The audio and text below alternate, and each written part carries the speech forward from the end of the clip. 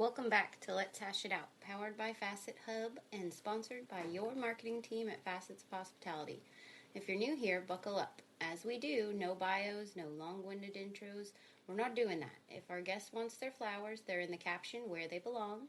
SEO will help them there, and you can find the links to go follow them and find out more about what they have to say. So go read it, go follow them, do your thing. We've got too much ground to cover here, so sit back, read a LinkedIn profile out loud on your own time. Let's get into this and hash this out, okay? Today we're going to talk about spirituality, but not in light the candle and meditate kind of way. We're talking about what it actually means to walk a spiritual path in the world that's been quietly shaped by the Masonic Order, the Knights Templar, and other hands that have been in places that most people don't even think to look, okay? So let's have that conversation. Let's hash it out. Thanks for being here.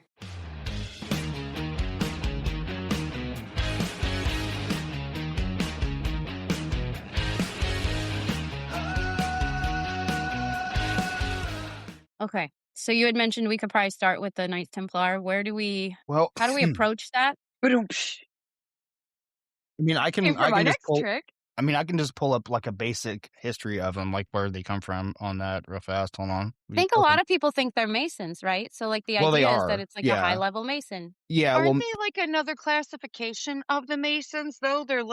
They're not? Well, no, Masonry comes out of them. Got you. Okay. Right. It's the other way around. So the Knights Templar were first. I can give the basic before I pull up anything about that. Like, because really what starts out as it's like 9 French noblemen in around 900 AD. And they see that the Ottoman Empire is, overtaking Christian lands, the Holy Land, blah, blah, blah. They're moving into Europe. They're moving into France specifically. That's where you get the Moors and the Franks, the Moorish-Frankish wars in the 900s and 800s and stuff. And so 9 French noblemen band up together and they start this, I guess, chainmail Ku Klux Klan, basically, which is kind of what it was. But then they petitioned the Vatican, like, hey, we want to go, make the trade routes for pilgrims good, and we want to, save the Holy Land and stuff for Jesus. And, of course, the Vatican's all about that. And then the first pope wasn't actually for that. That's why they didn't get it right away. And then the next pope that comes in, he was all for it, and he was kind of paid under the dole. I think it was Pope Pius X, I want to say. I'd have to actually go back and look at this make sure. But yeah, and then that's when they do their pilgrimage where they take the Dome of the Rock and the Holy Land in 1099. That's the first crusade. So over the next 300 years, about the next 3 or 4 crusades, they start amassing lots of influence because, of course, they actually kind of established the open original banking for Europe. So Europe didn't actually have kingship to kingship. Eventually, they figure out a way to trade money and physically through trade routes because they're the ones that protect it. They're also the first protection racket. So when you hear about the mob saying, hey, it'd be a shame if your blah, blah, blah burned up, they were the first ones to do that before there was ever a mafia or any of that stuff. Right. And see, because they're a militaristic Christian order, they use the religion thing up front, but at the same time, there's all kinds of swirling rumors. There was rumors that they found the brass vessel that had the 72 gin from King Solomon. They found that at the bottom of the Dome of the Rock in that complex because they occupied Solomon's temple in Jerusalem and they turned it into a garrison. And so eventually, there's rumors of that. There's rumors of sacrifices. There's rumors of what they called back then in literature as buggery, which is literally just grab a little boy and have your way with him. A lot of that specifically, not so much the other, more just male on male thing because the knights are all men, So anyways. So is that relating into today's culture? Would that be where we're seeing some of this drama in the high levels of the elites? That's Knights Templar structural? Some of that stuff, and also, the Ottomans and the Muslims were doing that too. They have a similar type of band of brotherhood. This all stuff goes. If you want to follow it back to its original point in secret societies and like mythologies and religious cultures, it all kind of goes back to the old fallen angels on Mount Hermon thing. There's literally a circle of the 70 fallen angels where they band together to like accept the punishment from God, what they're going to do. They already know they're going to be like damned, for eternity and destroyed. So before they even start corrupting, they saw the daughters of men and saw that they were fair and, made them as their wives. Before they even did that, they knew what they were doing. They were doing that to muddy up the bloodline so that Jesus Christ could never come back. So they were on the blood. They already muddied up Cain's bloodline. That was the first time. Then the second time around, they go to muddy up the Sethian bloodline, which didn't happen because that's why part of the Jewish culture is that they're separate people. It's also Christian culture why the Amish and stuff would be separate, be ye separate. That was all from the same reason. Why? Because it was a keep your bloodline clean, because there's a promise eventually. And that's why you used to have to get your blood tested to get married. Yeah, well, that's part of it too. Yeah, and also they call it for like syphilis or something, but that's a lot more right. Well, that's a lot more insidious too, because they're trying to find bloodlines too. That kind of gets into the Mergavinian talk that you were talking about. You want to touch on later. That has a little bit to do with it too, because they're trying to trace bloodlines of magic, of people who can perform magic, who are ancestrally with magic, magi. Like I know I have people in my family like. The actual family that one of my root families from Europe is like literally supposed to, that's John Dee's same family. It's the same family as so many other actual magic people.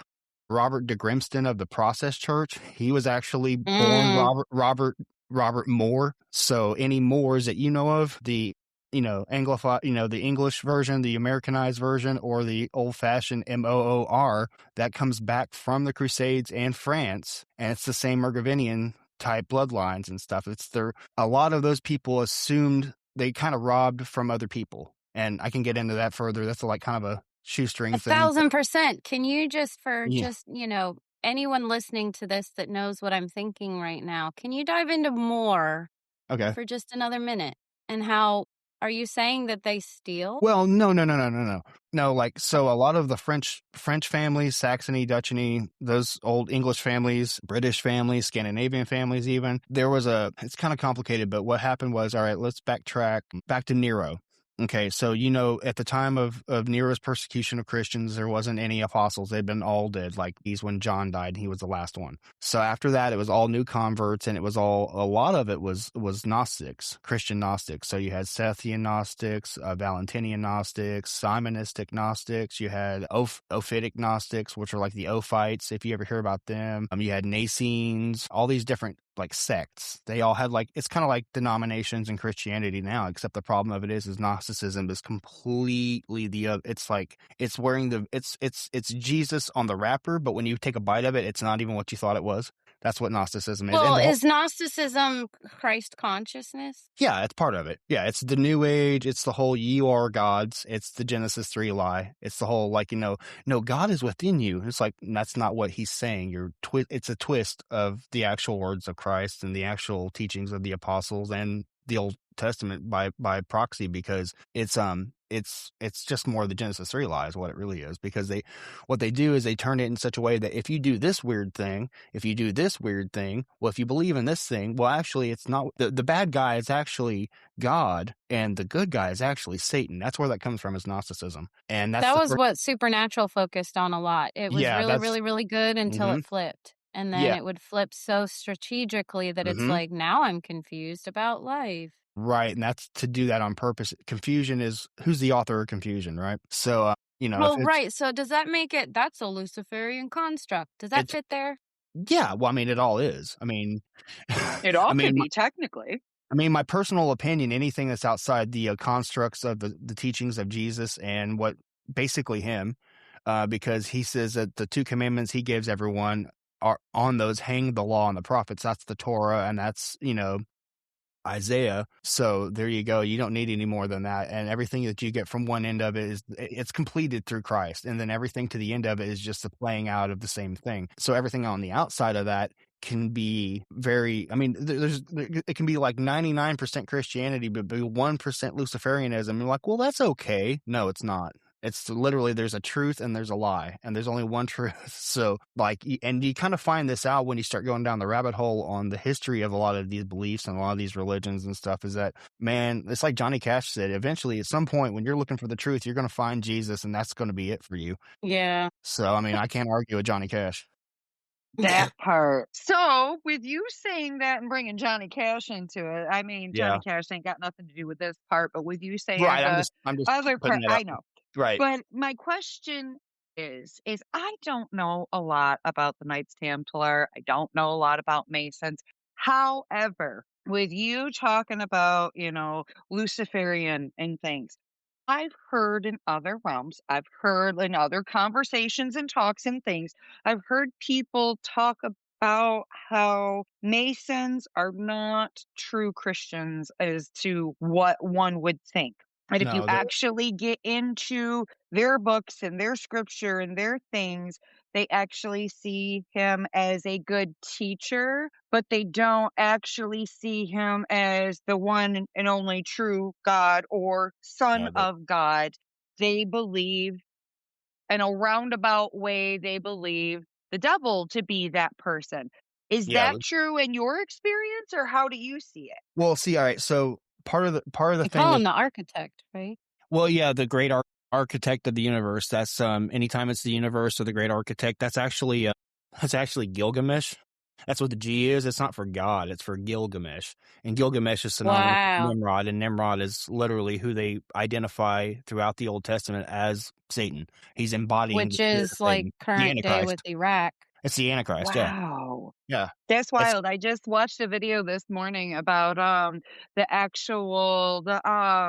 burial site of Gilgamesh, not yeah. knowing that We that's put what that. is believed. Yeah, yeah. Well, see, Gilgamesh, is like, there's the Epic of Gilgamesh, and there's three major figures in the old in like Sumerian Babylonian times that people stick out a lot on. Nimrod, the Christians go for that and say Antichrist, Antichrist, Antichrist, and they're right, but that's just it kind of makes it into a closet term.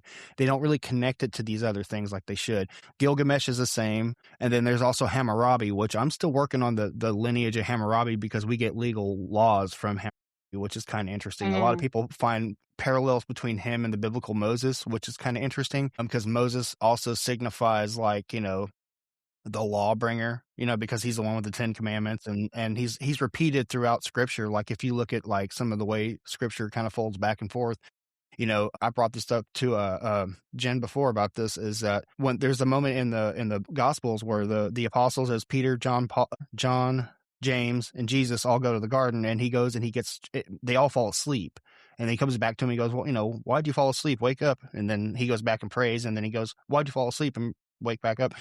Anyways, so in that whole story in the gospels, there's a spot where John wakes up and he sees Jesus with two other men that are highly illuminated, and that's the transfiguration of him with Moses and Elijah, where he's just talking to him like, hey, buddy, and they're having a conversation like, 40 feet away or whatever. And what's interesting about that is that Moses signifies the law, Elijah signifies the prophets, and then when you go into the New Testament, John's three epistles are basically restructuring the law the way Jesus had it set up. He's basically repeating the first two commandments, love God with your heart, mind, soul, and then love your neighbor as yourself.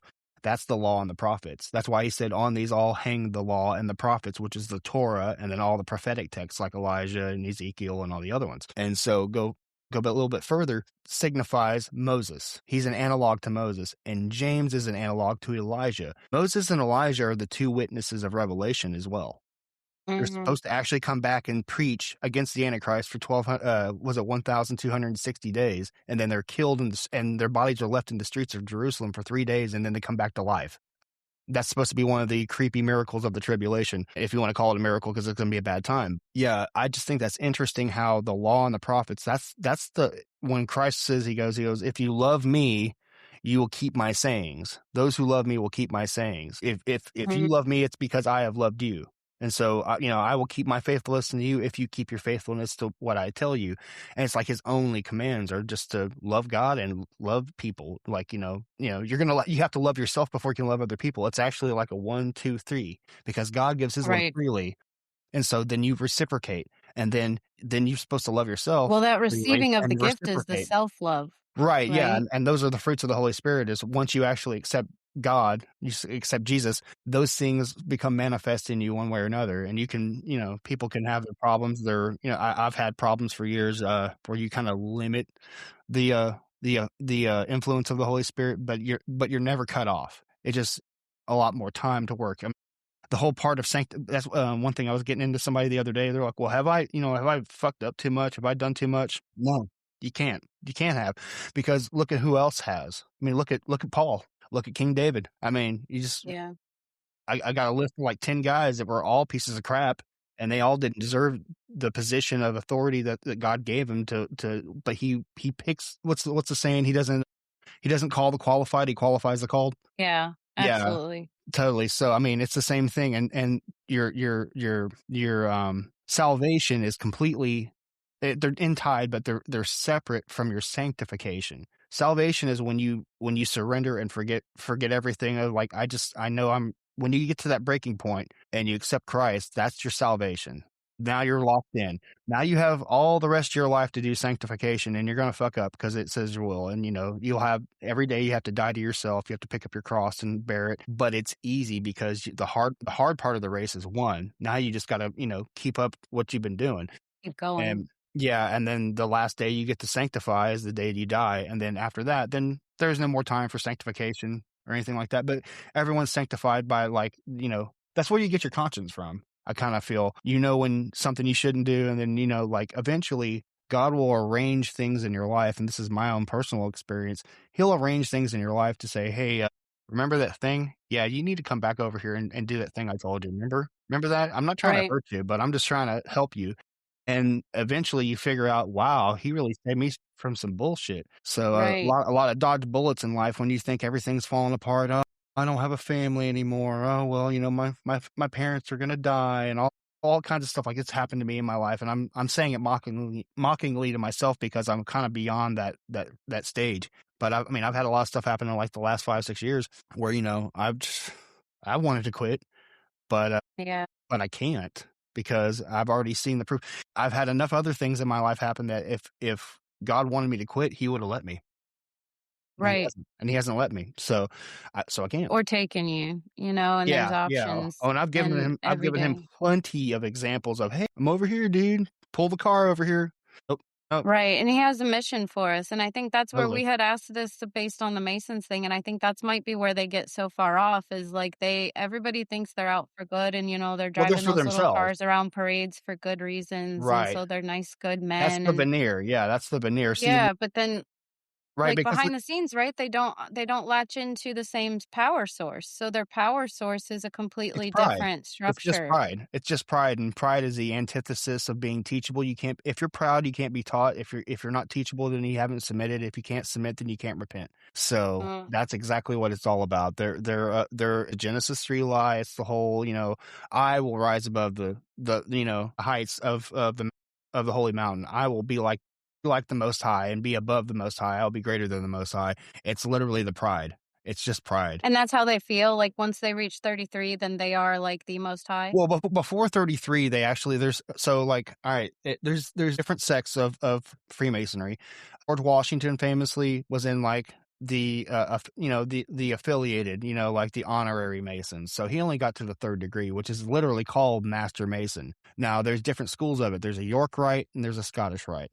And there's also a divine rite of the Holy Shrine of the Orient, or I forgot the name of it. It's like Rahim, something like that. I don't remember. It's like, but it's basically, it's like it's a secretive rite that they don't really talk about much, but it's documented, so it's not so secret. They just kind of act like if you don't see it everywhere, then you're not going to know about it. But there's like basically 3 major rites outside of associated Masons, and after the 3rd, you go like in the Scottish Rite. There's levels. There's 4 through 33 degrees, and then there's more after that. I mean, literally like another 60 something degrees that they don't list anywhere. Unless you know a 33rd degree Mason who's just going to like spill to you, you're never going to find out what those other degrees are.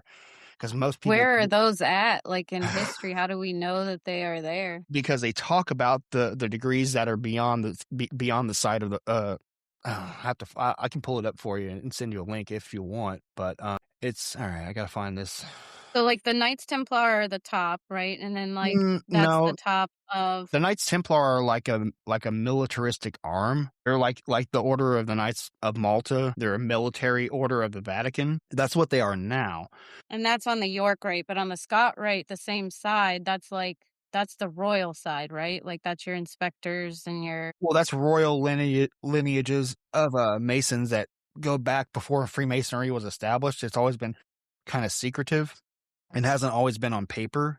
And this is where I'm getting kind of back to the whole thing about where I was kind of going with talking about Nero and stuff like that. So the Gnostic orders and stuff, all these little sects, after Nero persecuted the Christians, which was a lot of them fled to Egypt, to Alexandria. And a lot of them became Coptic Christians. And then when the Ottoman Empire decided to come through to Egypt and take, in 600, and they decided to take Alexandria and burn the library and stuff, a lot of them went north to Morocco. And then somewhere later, about 100 years, like a lot, like 1400s maybe. I don't remember when the exact thing was. It was after the Crusades, but maybe the 1600s. But so there was a famous slaughter by the Ottomans of all the Christian inhabitants of Fez, Morocco. That's why the Shriners wear that red fez, if you know about the red fez. So that was an actual town that made those hats, and they were black. What happened was there was around 5,000 people, men, women, children in that place, and they killed every last one of them, and their blood was running in the streets. And what the legend goes is they would take the fez hats from off a thing in the store and dip it in the blood to signify their victory over Christ. And that's what the Muslim Ottomans did. And that's why the hat is blood red. That's why it has a scimitar, which is an Arab sword on it. And it has one of the names in Morocco, like Tripoli or Fez or any of these other names, like any of these. It's even in Happy Days. Remember when he was a Shriner? Yes. And that's what you get whenever you're second degree or higher. I believe you can be a Shriner. And then they also have little clubs within the Shriners, because the Shriners is supposed to be like a Patch Adams sort of thing. They get in their cars, they play like they're clowns, they give to children's hospitals, they throw candy to everyone. Right, yeah. And then, but see, what's funny is those guys are the ones who know it's Lucifer. They're like, well, pledge my life to Lucifer, and they're all like serious about it. They're like, no, it's the same thing. It's like, no, but it's not. So are you worshiping the devil? And they're like, no, I worship Lucifer. That's an angel. Like, they have it completely scripted in their head to turn away from anyone trying to like dissuade them. Like, wait, you're worshiping the devil. No, I'm not. Like it's like talking to a jackass at that point. And they know what's up, because they've gotten people like that on camera tons of times. Like, you can like look it up on YouTube and you'll find somebody doing that.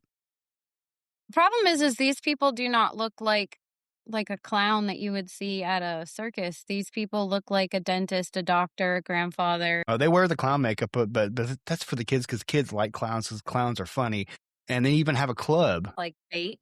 They have a club, the royal, the unofficial order the of Royal Order of the Jokesters or something? Jesters, yeah. Jesters. And where they say mirth is king. That's where you get a lot of nihilism type stuff. If you notice, like weird, like kind of like nihilistic messages in comedy, a lot of that is from the whole mirth is king thing. A lot of comedy clubs, like in California specifically, and in back east in New York and like Maryland and stuff, a lot of them are real big about the order. They're founded by jesters. Like a lot of the major comedians of now they cut their teeth in a place that was, it used to be a mob place. Yeah, but before that, it was started by the order of the jesters in that state, So it's always connected to the same thing. It's almost like you can't run for office in my state unless you've been a Freemason, pretty much, or unless you know someone or you're related to one. Even the Indians, all the heads of the 5 civilized tribes, they were all Master Masons. They were all 33rd degree Masons. One of the most famous ones was Stan Watai, and he was like a Confederate general too, Lieutenant Cavalry General. And he was like one of the last battles that the Confederacy stopped fighting when they signed the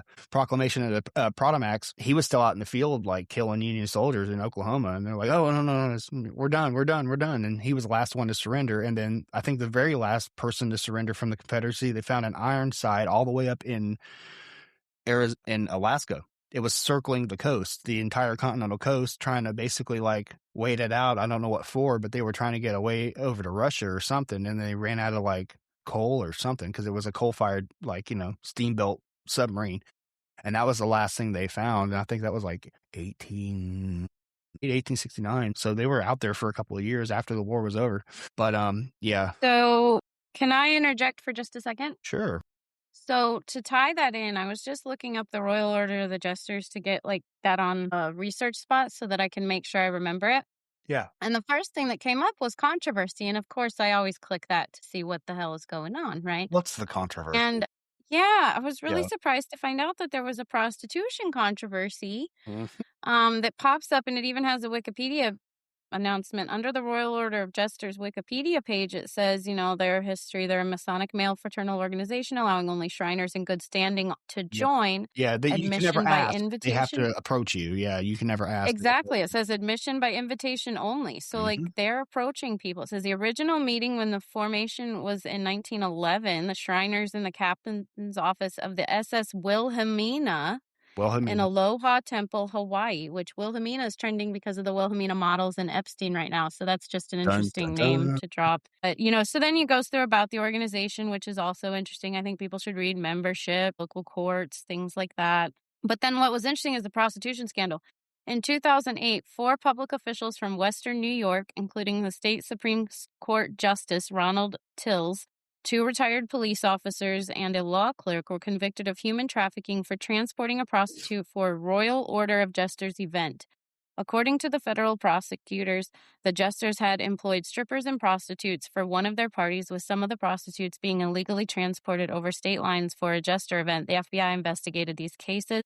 The actions were not sanctioned by the organization as a whole. Yeah, it's never sanctioned by the organization, but somehow it was allowed to happen for so long before they actually got in trouble. And then they said, "Oh, we weren't for this." What's kind of funny about that? I was like looking around at something. I ran into one of the first Google hits that shows up was about the French Quarter and the Jesters. It made me think of like the crews, the families that started Mardi Gras. They were like, Yeah. they had certain families, like rich baron families from Louisiana, like back during slavery, and that's who started Mardi Gras, was basically all these families that were old crews.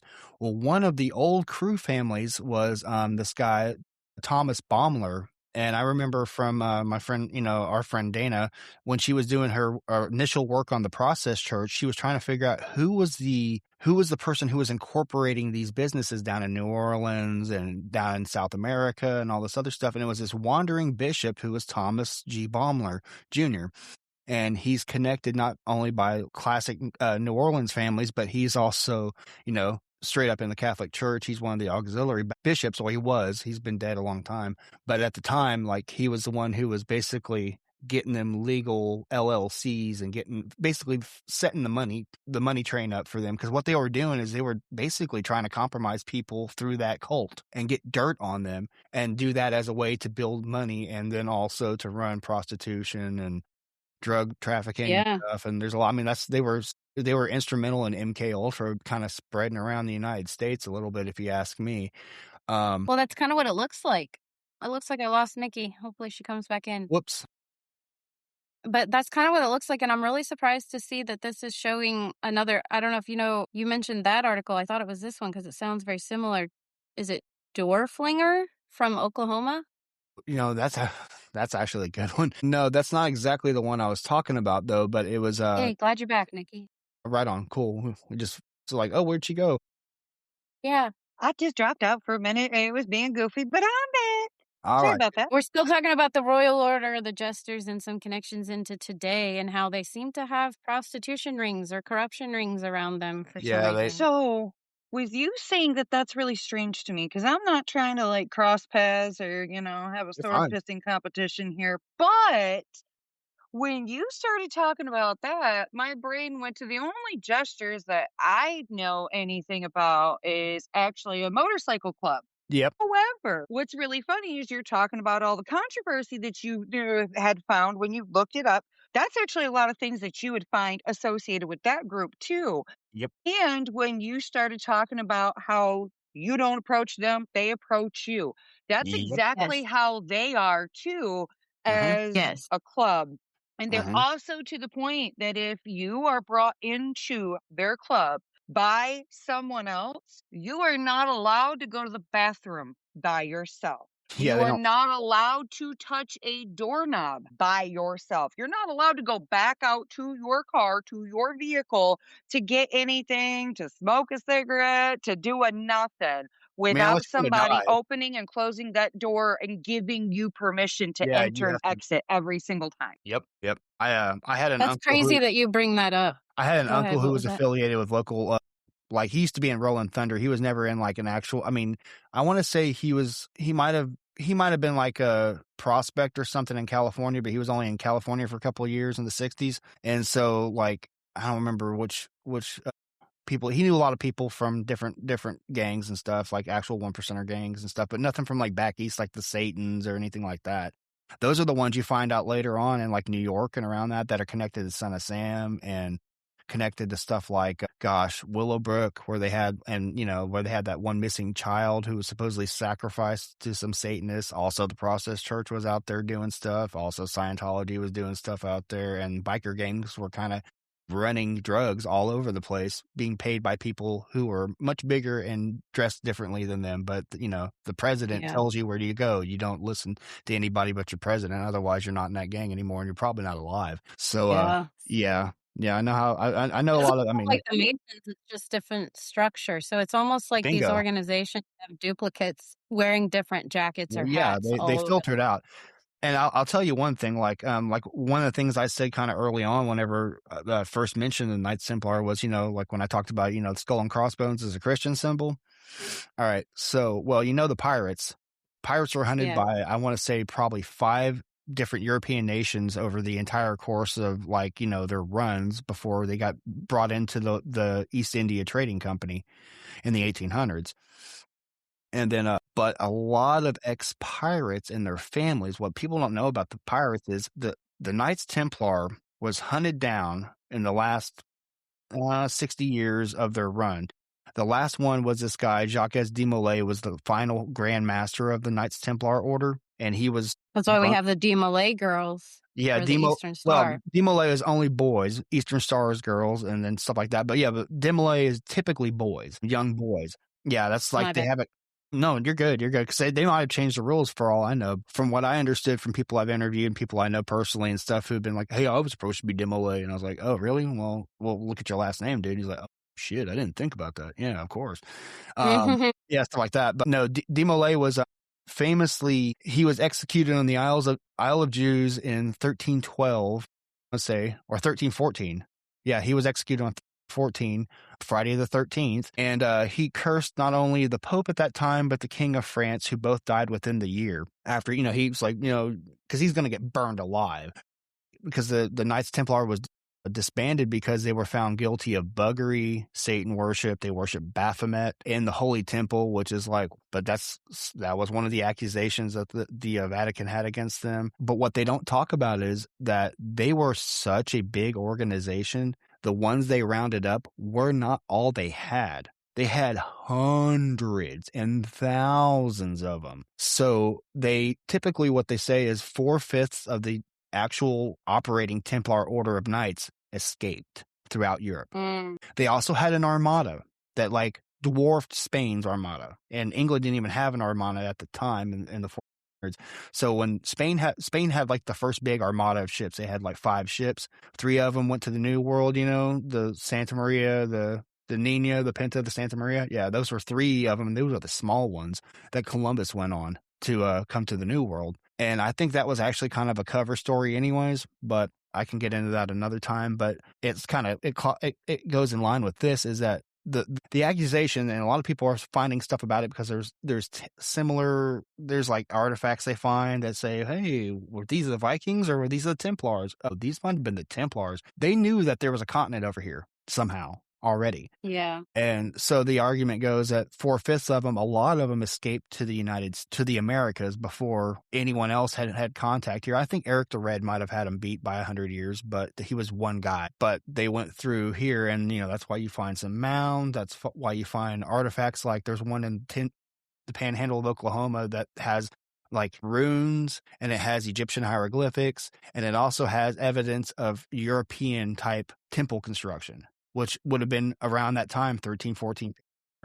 So it would have been something kind of like, basic like that. So the argument is that the Templars made it to the Americas and basically laid down some foundations for some stuff that would eventually came back around. And then some of them disappeared into English and French and German families. And this is where the Rosicrucians come from later. They show up around 1400. They are basically the same family. The founder of the Knights Templar was, I know his last name. I'm just trying to remember his first name. if you look up the head founder of the Knights Templar originally from France, his last name was Depayen, and his family, there was like 21 people in that family, and they built Rosslyn Chapel. Yeah. Rosslyn Like Chapel. Hugh of Yeah, Pains. Hugh, yeah. Like Hugh, but not big, just the name. That's why I always Yeah. try to remember that whenever I remember that. It's like, I hate that stupid name because you always want to say two different things. But yeah, Hughes, like Juges or whatever. Yeah, okay. Yeah. Yeah, but that guy's the main leader. He was the first head of the Templars, and his family is the one who built Rosslyn Chapel. That's where you get your Dan Brown novels. That's where you get a lot of your Mergavinian mythologies centered around Rosslyn Chapel. Also, that's where the Rosicrucian order kind of comes. A lot of their stuff is Well, like that's all protecting what they call the Holy Grail or the bloodline of Christ, Sangreal, right? yes, the blood chalice or the bloodline of Jesus, yeah. And that's where you get Right. into the Mergavinians because basically like Jesus had a wife, which is Gnosticism. But so I don't know if it's true. I mean, they might have actually believed it. They might have. I mean, I think this is really the argument that I give, that the Gnostics corrupted the Christian message and took the chronology of the apostles and morphed it into their own like LARP. And then they built influence off of this. Like, hey, if you and me and and two other people can bullshit a story, we were there, but we didn't do anything like this other person, but we can say we did because no one was paying attention, and then everyone will believe us. And that's what I think they did, honestly.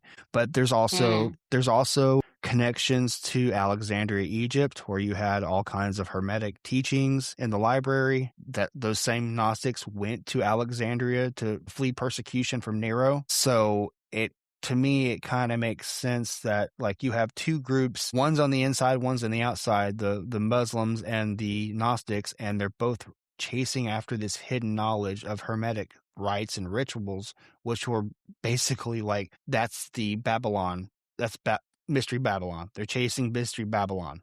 That's what they're doing. And they're trying to find the key to give them the advantage so they can set up a world government behind the government. This is also why the Catholic Church has always talked about that there was like a parallel Vatican that was constructed besides the church that eventually over time eclipsed the real one. That's the argument Mel Gibson famously makes all the time about Father Vigno in Rome. So he goes, that's what he believes happened. And he's like, I think he might be right. He's like, yeah, he might be right, because that's what it seems like to me too. That's why you have all the weird symbolism in Catholicism about like, the Vicar of Christ, Victoria Christi, where the Pope is basically the replacement for Christ. Christ said, there is no replacement. I am the way, not me and the guy I appoint. Well, what about Peter? He said, no, I will use you to build my church. You're a small guy. You're a small rock now, but I will make you a bigger rock to build my church on. Basically talking about like the ministry. He will help establish this ministry, but then once it goes, it's going. Once you guys spread it around, like after you guys, there's no one. We inherit the Great Commission as Christians from the apostles. No one else. Like no one else. When John died in Ephesus, that was the last one. We don't need any more. That everything is right there. If you can't read, go back to read something simpler. If not, go back to read something simpler. If not, pray about it, and the Holy Spirit will tell you, hey, go back and read this thing. You're not going to get away from reading that thing. And that's what a lot of. So let me make sure I understand. Sorry. What you believe is that it's Gnostic teachings that he had any sort of a relationship with Mary, that she wasn't. Yeah, I mean, it's clear in the Gnostic Gospels and the different books, like the book of Judas and all the Apocrypha, where he's like, he cuts a hole in his side and pulls a woman out, and then before Mary has sex with her, it's like, yeah, that's some Beatles cartoon shit right there. That's not what the gospel.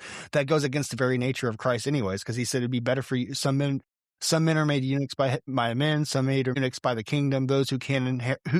Paul teaches us, those who can withstand it can, but if not, if temptation is too great, then it is good for you to marry. Like that would happen if, like, you could just, if I believe in Jesus enough, I can just make a woman out of nothing. And Right. we must do this, and this is how we live, is we must do this and live. I'm sorry, like that's Ophites and Borborites. That's two Gnostic cults that were into using bodily fluids as sacraments, like menstrual blood and cum and anything. Which is what Diddy and all of them do. Bingo. And they have all those stories of it, and we can't talk about that because that's too disgusting. Nobody will ever do that. There's no way people do that, and yet all these cults do that. Yet they do. I mean, if they all do it.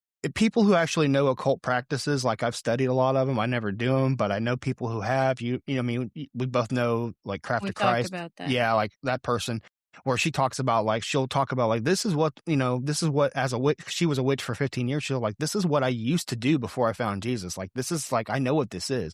And it's true. Like a lot of it's like you can speak into your hand and touch someone. That's a form of putting a spell on someone. You can put any bodily fluid on somebody. If I make somebody a cup of coffee and I take a sip of it first, that's a spell. It goes beyond that. You don't even have to take a sip of it. If you stir it with intentions, that's considered quote unquote intentions, which can actually be considered to most in witchcraft. However, there are points in the Bible that if you read things like that where it talks about, if you pray into your water or pray into your food to give thanks, aren't those technically the same things? I mean, I'm not trying to, argue paganism and witchcraft well, we can and talk about that too. Christianity, because That's that'll get us fine. into the line of Odin and all of those things. Yeah, we need to get there at some point.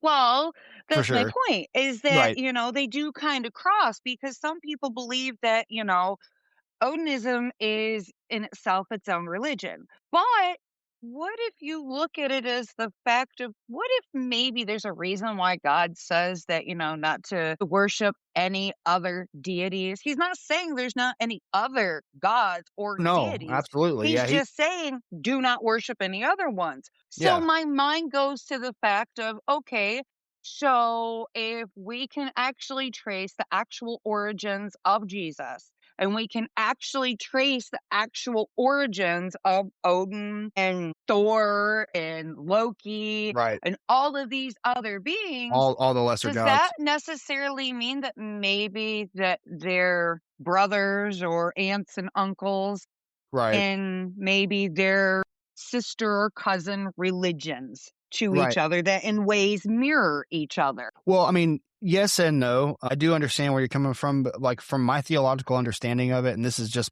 purely my understanding, you can look for yourself and see if you kind of agree with this or not. But so when you get back to like I want to say it's the end of Genesis, where they talk about the Table of Nations and the Tower of Babel and stuff, where they have all these other gods, and God basically gets tired of his people already. He's like, you know what? I disown you. I'm going to give you other gods to worship. Since you want to worship other gods so much, you're going to have all these other gods. These will be your gods, and I will worry about my people, and then you can worry about your people. And that was when they split up, the Tower of Babel, and they confused the languages and stuff. And all these are actually like, when you look back to allegories of all these gods, there's really, I simplify it by saying they're just God and the devil, but because Satan was given dominion over the earth, he's the prince of the air, the one who goes up and down within the earth. He's the one who stole the dominion from Adam and Eve through immorality, which a lot of people are like, no, it was a tree. No, when you read like Ezekiel 31 and stuff like that, you trace it back to Eden, and they're talking about the Pharaoh and the Assyrian being as great as the cedars of Lebanon. They're still talking about Satan, and they're talking about like, so the eating of the tree was not, you don't corrupt your bloodline by eating a tree and knowing things you shouldn't know. You corrupt it by doing one thing and one thing only, which is consistent through other gods too. So to answer your question a little bit better, and what I brought up to Jen before too is, I mean, there's evidence. I know there's a lot of like Christian identity churches in the United States and stuff that are like, post Protestant churches, where they bring back Nordic, mythologies. There's heathen groups, there's heathen churches, there's Christian identity that talk about the serpent seed and stuff like that, which there's some validity to the whole serpent seed doctrine and stuff, which a lot of people don't like because it gives over to racism really easy. So it's usually like Klan guys and neo-Nazis who go to the Christian identity church, and they, they're also members of Aryan Nation, and they also happen to be fed somehow, or used to be ex-army, and then they're all talking to their buddies about, hey, saw off a shotgun for me, Randy, come on. Oh, I don't really want to do that. Okay, well, just do one of them and I'll leave you alone. And then he does it. And then the ATF comes out and murders his family. And then he gets $1 million like 10 years later. But anyways, sorry, that was just, I have personal feelings about the Randy Weaver saga in the 90s. But yeah, that's what a lot of those things kind of conflate to in the end. But going back to it, God basically has these other gods because they left their heavenly abodes. If you read the way it's put in scripture, they left of their own volition to follow Satan because they were tricked.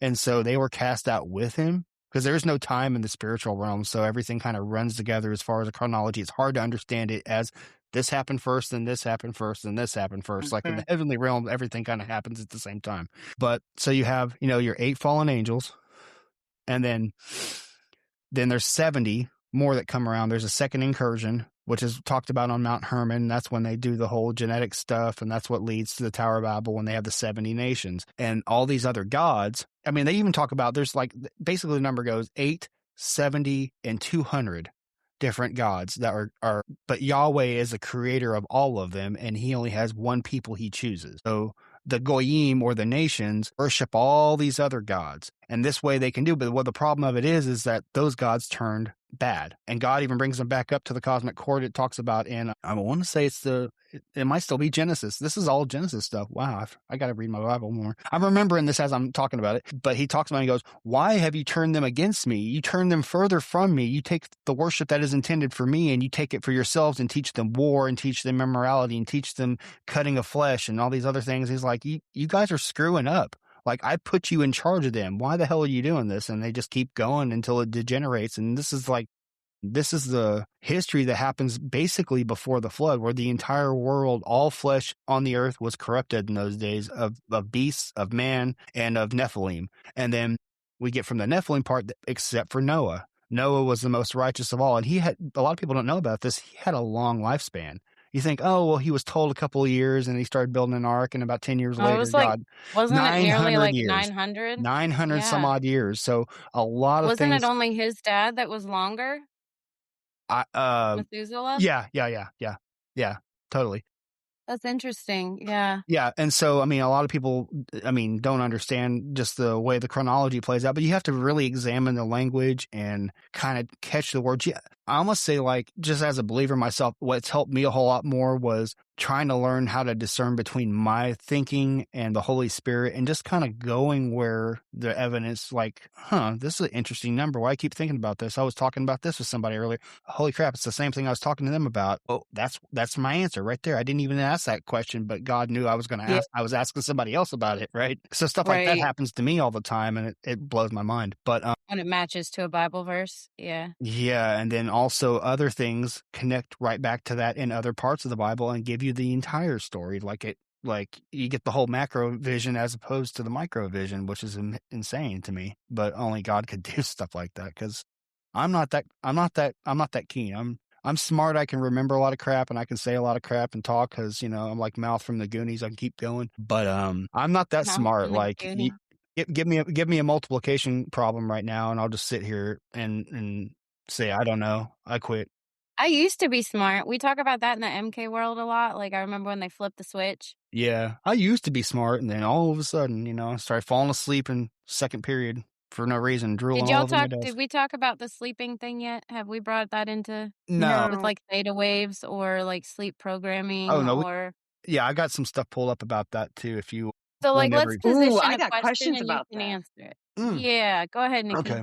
Yeah, go ahead. So we were supposed to talk the other night, and we both said, hey, we're gonna go make food, we'll be back. Yeah. Man, I'm telling you what, I have found my kryptonite lately. I sat on my couch too long, and I am gone into Never Land, and I ain't coming back for all day for multitudes of some reason. hours. Yeah, I literally slept all day that day. Like, I kept falling asleep, and I wake up like, it's 9 o'clock. What the hell? That day, the next day, and yesterday. It was up until, I want to say, 12:30, almost 1 o'clock last night that I was finally able to read Jen's messages and respond. I had tried multitudes of times. I still have voice messages of yours that I haven't even been able to listen to yet. And that's not normally me. And I was saying to Jen, I'm like, dude, this is really weird. Like, I feel like I'm becoming borderline narcoleptic. Every time I try to get on this subject, I'm like, whoop, there she goes. She's asleep again. Like, what the heck is going on? She's like, you two actually need to talk about that because there's something behind that. I'm like, well, I do know that there are times that I've gotten onto something. and I feel like something is trying to stop me Yeah. from saying That's it, exactly what whether it is. I either haven't gotten to that point yet that I can accept whatever is about to come out, or something else that I'm finding that for some reason I'm just not able to obtain the message. But then later on, when I am able to stay awake, I can. So, There's what there's you've got to say, Mhm. does it pertain to that, or is it different? Oh, big time, big time.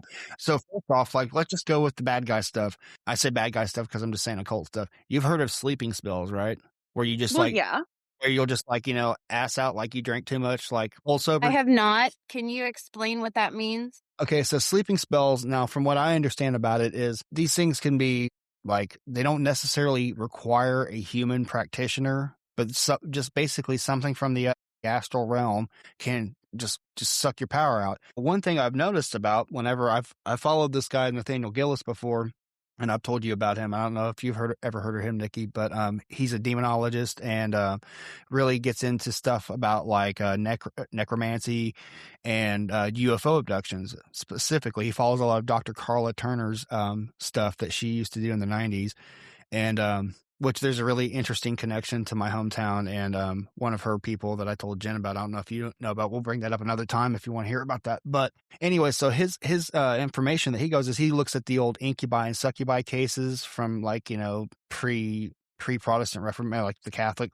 Reformation, and even back into like early church stuff, Old Testament stuff, Judaism, a lot of the Judaic mythologies and stuff where they talk about things like D-books and stuff like that. These are the same things as the fallen angels, from my understanding. If you've ever heard of egregores, if you've ever seen the internet meme about like, people shouldn't watch porn because there's a gay demon on your shoulder sucking your life force out when you watch that sort of stuff, it's like true. So, and the same thing happens through generational curses, from what I understand. It also comes into contact with certain people. If you have a relationship with somebody and you get physical in that relationship and that person has something attached to them, you will get it too. And it's the STD of the spirit world. So if you have someone if you fall for somebody who has a sex addiction and you let them enjoy their addiction with you, then eventually you'll start to get some of that addiction as well. And it'll manifest in different ways. One way I've noticed that things happen with shit.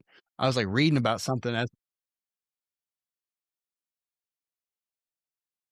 yeah, I'm telling you. I know you and I Yeah. have chatted about that, and so I Yep. feel like there's a lot of layers to that. Yeah.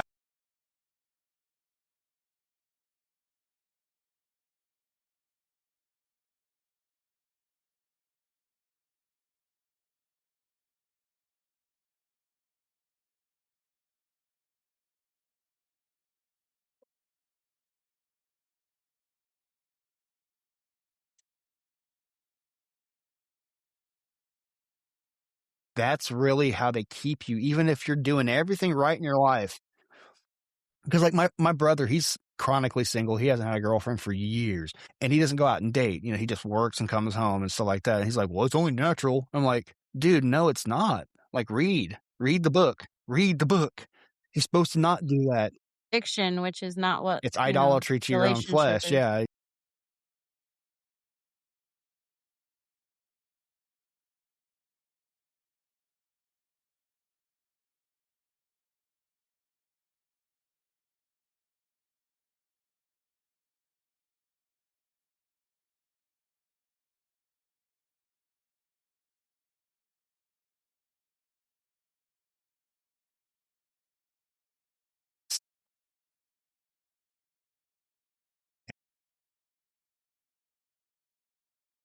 Mhm. It's easier to not. Yeah. Well, yeah, that's what Paul says, and then, but like, I mean, Jesus says the same thing basically, So, like, like, and he not everybody was meant to get married, and if you're not married, you're not meant to do that stuff, and if you don't do that stuff, the desire to do that stuff doesn't happen as much. as much now, if the desire to have somebody is still there, which I have that. I don't know if you have that, but I know myself, I have that. I want to get married to somebody who's like my person. Like, they don't have to be perfect, but Right. someone who's evenly yoked with me. But if I want that, like, God will make that happen. That's why it's like, it's not told, well, if that's the case, then you should marry. So run around and try out the different flavors of ice cream until you find the one you like, and then buy that sucker, son. No, Paul doesn't Yeah, say no, that. that's not how that works. He says, seek first the kingdom of God, and all these things will be added unto you. Right. So you put yourself on that first, and God will make you into the person that you need to be to nail your 10 out of 10 chick that you've always dreamed about, or your guy, whatever. So, I mean, yeah. Yeah. Well, and And that it comes sucks too, into because you really have to look at yourself in the mirror and like, damn it, I was way far off the mark than I thought I was. Damn, I didn't realize it. And now, like, myself What do you mean by personally, that? well, I mean, like, oh, I thought this was acceptable. It's not about being acceptable. It's about submitting to God first. Submitting to God first. Well, and I You don't can think he do has all a the rubric things, right? I You mean, can do, from my understanding, there's not a rubric at the gate that goes, okay, so you were supposed to do this, this, and this, and you chose not to. So yeah, sorry, we're going to yeah, give you the boot here. yeah. And see, that's part of that deception that the enemy puts on you, and part of what leads to church hurt, I believe, honestly, is because that's the kind of shit I was taught in Pentecostal churches as a kid growing up. Was, if you just do this thing and do this thing and do this thing and believe, no, you need to believe. And then it'll be easier to do those things. They got it the other Yeah. way around, and that's a twist. I think that's on purpose. I really do. I mean, I I think hate to think of it that that's way. another Luciferian construct, right? Where it's Yeah. like deception. Well, And I think something that somebody taught me was very important was when any of these things come in, and it's like something is contradictory, whether it's in my spirit, in the word, in something, and God something is not a somebody's God of telling me. contradiction. Yeah, Exactly, and he's not the god of confusion, and he is absolutely. not going to lie to you to get you to do something. So when you say, "What lie am I believing?" and then it enlightens itself, you'll start thinking, "Okay, so that was a lie. Who told me? Why did I believe that? What's going on?" Like all these different things. That's a lot different than just I feel this way. Because we might not just feel this way in terms of like there's, the BCI stuff, the voice to skull stuff, the Yeah, totally. NLP And stuff. that stuff is going on because I know people like myself and you have, how you doing today? I'm not going to tell you like how bad it is, but I'm not doing that great. Yeah, me either. I'm doing like Right. shit, man. It's like, okay, we're both getting hit with the Right. same thing. What the hell's going on Well, here? and they do it in patterns that seem to roll with storm patterns, Yeah. and it seems to roll like no matter who doesn't talk to who on a Yeah. certain day, like they were going through the same things on the same day. How did that happen in different regions? Well, So, I mean, I know a little bit about that because some of that is barometric pressure and how it affects the permeability of your skull and your sinuses. Because, see, you have parts of your skull that flex. And so on certain days where the barometric pressure is at a negative, it'll tighten everything up where it gets over positive. And it's not about how much it changes, it's how fast it changes. Because I mean, imagine anything. If you have something over here that's like, if you have like a ball inside of a cup, inside of a bowl, inside of a igloo cooler, inside of a treasure chest, inside like all these things, it takes that much longer for it to get in there and affect that ball, right? Because it's sealed off from so many levels. The same as with your skull and with your brain and with receptive tissues in your body. And so, like, barometric pressure alone is wait, not so like the pressure of a storm, when the pressure of a Mhm. storm is coming or changing or Barometric leaving or pressure. whatever, like Yeah. that could cause mental disruption. That can cause mental disruption, but it's also a vehicle to basically inject a technology into. It's like me putting a teddy bear in front of a 9mm and pointing a teddy bear at you. You don't know I'm pointing a gun at you because you see a teddy bear, but then I shoot you through the teddy bear. That's kind of what they do with storms. So tornadoes and stuff look Yeah. dangerous enough, and then they shoot around all this whatever. What is Yeah, in it? Like, is it nanotech? What are there's we? there's nanotech, there's radio frequency, there's I mean, a lot of the nanotech's in the ionosphere, so it basically creates more of a receptive application for electromagnetic technologies, stuff like HARP, which people I'm like, just because it don't work the way you think it will because science tells you it doesn't mean they're not putting fucking metal flakes up in the air to make that shit a lot more conductive, which they are, because they're finding like microplastics and nanoplastics, which are nano and aluminum sulfated connected plastics in the human body in organs that they shouldn't be in with people when they die. They're finding it now in the ocean to the aspect that there are certain types of molds and fungi that literally eat polyurethane plastic. Like they've Yeah, they've adjusted their like system. evolved to eat that stuff to take care of a problem, So and now yet we're that so putting it now into our products. the great toxic island of if you've ever heard of the French metal band The Trash Gojira. Island? Yeah, the big trash island. They had a song called like, Pacific Trash Island or something like that, where it's like, it's a really good song. Yeah. But no, but they were just talking about, because they were kind of ecological. That's one of the things that band talks about. But like literally something like that is going to eventually go away. There's going to be something that attaches to it, and the earth is going to break it down. It's not good for the earth. It's poisoned the earth, like pretty much permanently. Well, that's the same way our bodies are too, though. Like we Absolutely. technically like absorb all these cancerous things or stuff or whatever's going on, create a tumor, and then try to get rid of that tumor. But then they go in and poke the tumor and send it all out into the body. Or they create nanotech that pokes the tumor and sends it out into the body. I got one crazier than that, and you probably thought this before, but you may have never heard it before. Do you know that not only physical chemical reactions can cause cancer and free radical buildup and that explodes into cancer, but also negative energy? So when somebody like mad energy, anger, pain, I'll give you a concept. Have you ever heard of a story of somebody who used to be sex trafficked and then they end up with a bunch of like cervical and ovarian cancer? Yeah, because all the trauma and wounds are. Bingo. That's exactly what I'm talking all about. The anger. It's not just like because I keep hitting you in the same spot, eventually you're going to get cancer in your hand. It's the negative energy, the hate. It's the trauma, the literal trauma.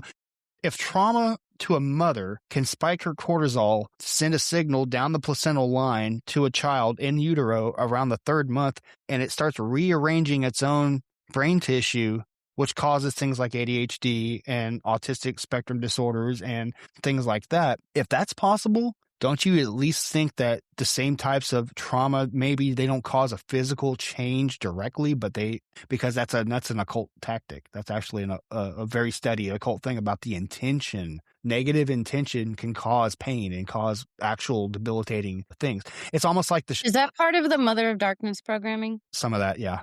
Yeah, that's a big part of it actually, because it's rooted in the occult too. It's actually rooted in like biblical teaching. It's part of the whole mind versus matter, the power of positive thinking, stuff like that. It's the same thing. On the same spectrum, belief in things that are not, that we call faith, is the exact opposite. It's the positive opposite of that. But the negative opposite of that is the curses that we don't speak, but we intend. That's what the curses ye speak not, but that ye intend. And that's from old Ars Goetia stuff from England from 1200s. What does that mean? Like, what do you mean? That book I'm talking about, the Ars Goetia is also called the Lesser Key of Solomon. That's what all magic is kind of based around: alchemy. It's hermetic knowledge. Yeah, like Solomon's Temple. Temple of the Dog. King Solomon had not only a problem with lust, but he was also the smartest man and the richest man. And then he was given a ring by the angel. Wasn't Michael? It was Gadriel, maybe? Okay. Or Raphael. I think it was Raphael. Was given a ring that came from God that was made of iron and brass rolled together like a yin yang with a Star of David in the middle. And then it had 4 jewels inlaid along with it, were given by 4 of the angels, that basically the 4 angels of the hold the corners of the earth up, and that's the earth, wind, fire, water. Is that where sapphire and rubies come in? Yeah, a little bit. And then also when they talk about the living creature with the 4 faces, the 4 living creatures in Revelation, that's the same thing too. Yeah. Can you explain that? Okay, well, all right, so, oh man, I don't know if I can. It's been a while. I might need to brush up back on it so I don't say the wrong thing, because I don't want to mislead anyone and kind of give we can do that another day. That's we'll do that fine. another day. We're on a topic. I do know that's representative of it because I've read that in a couple of different books. Yeah, that ring, that signet ring that King Solomon had, that's how he controlled the demons when he built the holy temple with people. But then he built his own temple as a replica of the holy temple, which was the Temple of Solomon. And the Temple of Solomon, he employed the 72 fallen angels to build that for him. And then he used that ring to have power over them so he wouldn't be overtaken by him. He could also talk to animals, all this other stuff, supposedly. Solomon could talk to animals. So does that depict like the Dr. Dolittle story? Yep. That's a bit of it. Yep. That's intriguing. But welcome back, Nikki. Can you hear us? I can. I'm so sorry about that, but I came in at a really interesting time. All I heard was somebody, and I'm assuming you're referring to possibly someone from the Bible, talking to animals. I'd love to hear more about this. All right, so just to recap what I was just talking about, I was telling her about the So there's the legend of King Solomon was, he was of course, he was a king over the Jews at the time, over the Israelites or the Hebrews. It's Hebrews. Yeah, it's Hebrews. No, yeah, it's Hebrews. Okay. And so besides the Masonic thing, there's a Masonic element so there's two temples. A lot of people don't know that. They say, oh, he built the Holy Temple. Yeah, he built the Holy Temple, and he also built a copy for himself. Doesn't that sound already kind of like bad? Like a literal copy of the Holy Temple, but for Solomon only. Yeah. So basically, like what he's going to have people worship him. It doesn't make sense. Like an Epstein temple. Yeah, kind of, sort of, yeah, but bigger, but way bigger. So you have the temple for Yahweh, and then you have the temple for Solomon, and it's a copy of the temple of Yahweh. And for that one, he was given power by, I want to say it was the Archangel Raphael gave him a ring from God that was made of brass and tin, or iron, not tin, iron, brass and iron, and it had 4 inlaid precious jewels that were given from the four angels from the corners of the earth, which are the same things as earth, water, fire, air, east, north, east, south, east, west. I'm sorry, I'm repeating the same word, but also I was telling her it's kind of what I had read about in a couple places, that it's also connected to the 4 living creatures of Revelation, where it has the angel that has the 4 faces. But anyways, long story short on that, he used the 72 fallen angels, or the jinn, which were led by Asmodeus, and eventually at some point in the legend of this, to build the second temple. And then somewhere in this, as it's being built, Asmodeus steals it off of him and throws it in the sea. And then he's all like, haha, now I'm the boss, motherfucker. And then by some kind of divine providence, they go fishing and they catch the ring in the belly of a fish. And then King Solomon gets it back, and then he imprisons Asmodeus and all the other 72 in a brass vessel. And when you rub that vessel, the genie comes out, and you get 3 wishes. That's where the whole I was just going to say, this is very much Aladdin. Yeah, that's rooted from that. That's how you know that anything that has to do with Arabian, anything like Lawrence of Arabia, Arabian Nights, any of that stuff, all that is more Masonic stuff, because they kind of latched onto that mythology, and they use it through their plays. One of the most infamous ones is the rite of the 4th degree of Freemasonry, wherever they use the tale of Hiram Abiff about how to jump to the 4th degree, and you have to go through this play where you're the master mason Hiram Abiff, and there's him and the king of Tyre, who, if you read in the Bible, the king of Tyre is synonymous with Satan, and King Solomon, and the 3 of them know the ineffable name of God, the 3 of them together. This is also, Aleister Crowley talked about this quite a bit. It's actually where I found out about what the ineffable name was from reading Crowley's writings on it. And and make no mistake, he was a Freemason too, as was really? Yeah, as was Jack Parsons, and as was Ron Hubbard, but that's another story for another time. It's fun. Well, though. Isn't Aquino too? Yeah, well, Aquino was super fucking Archie Aquino. Yeah, Michael Archie Aquino. People are like, well, what's his middle name?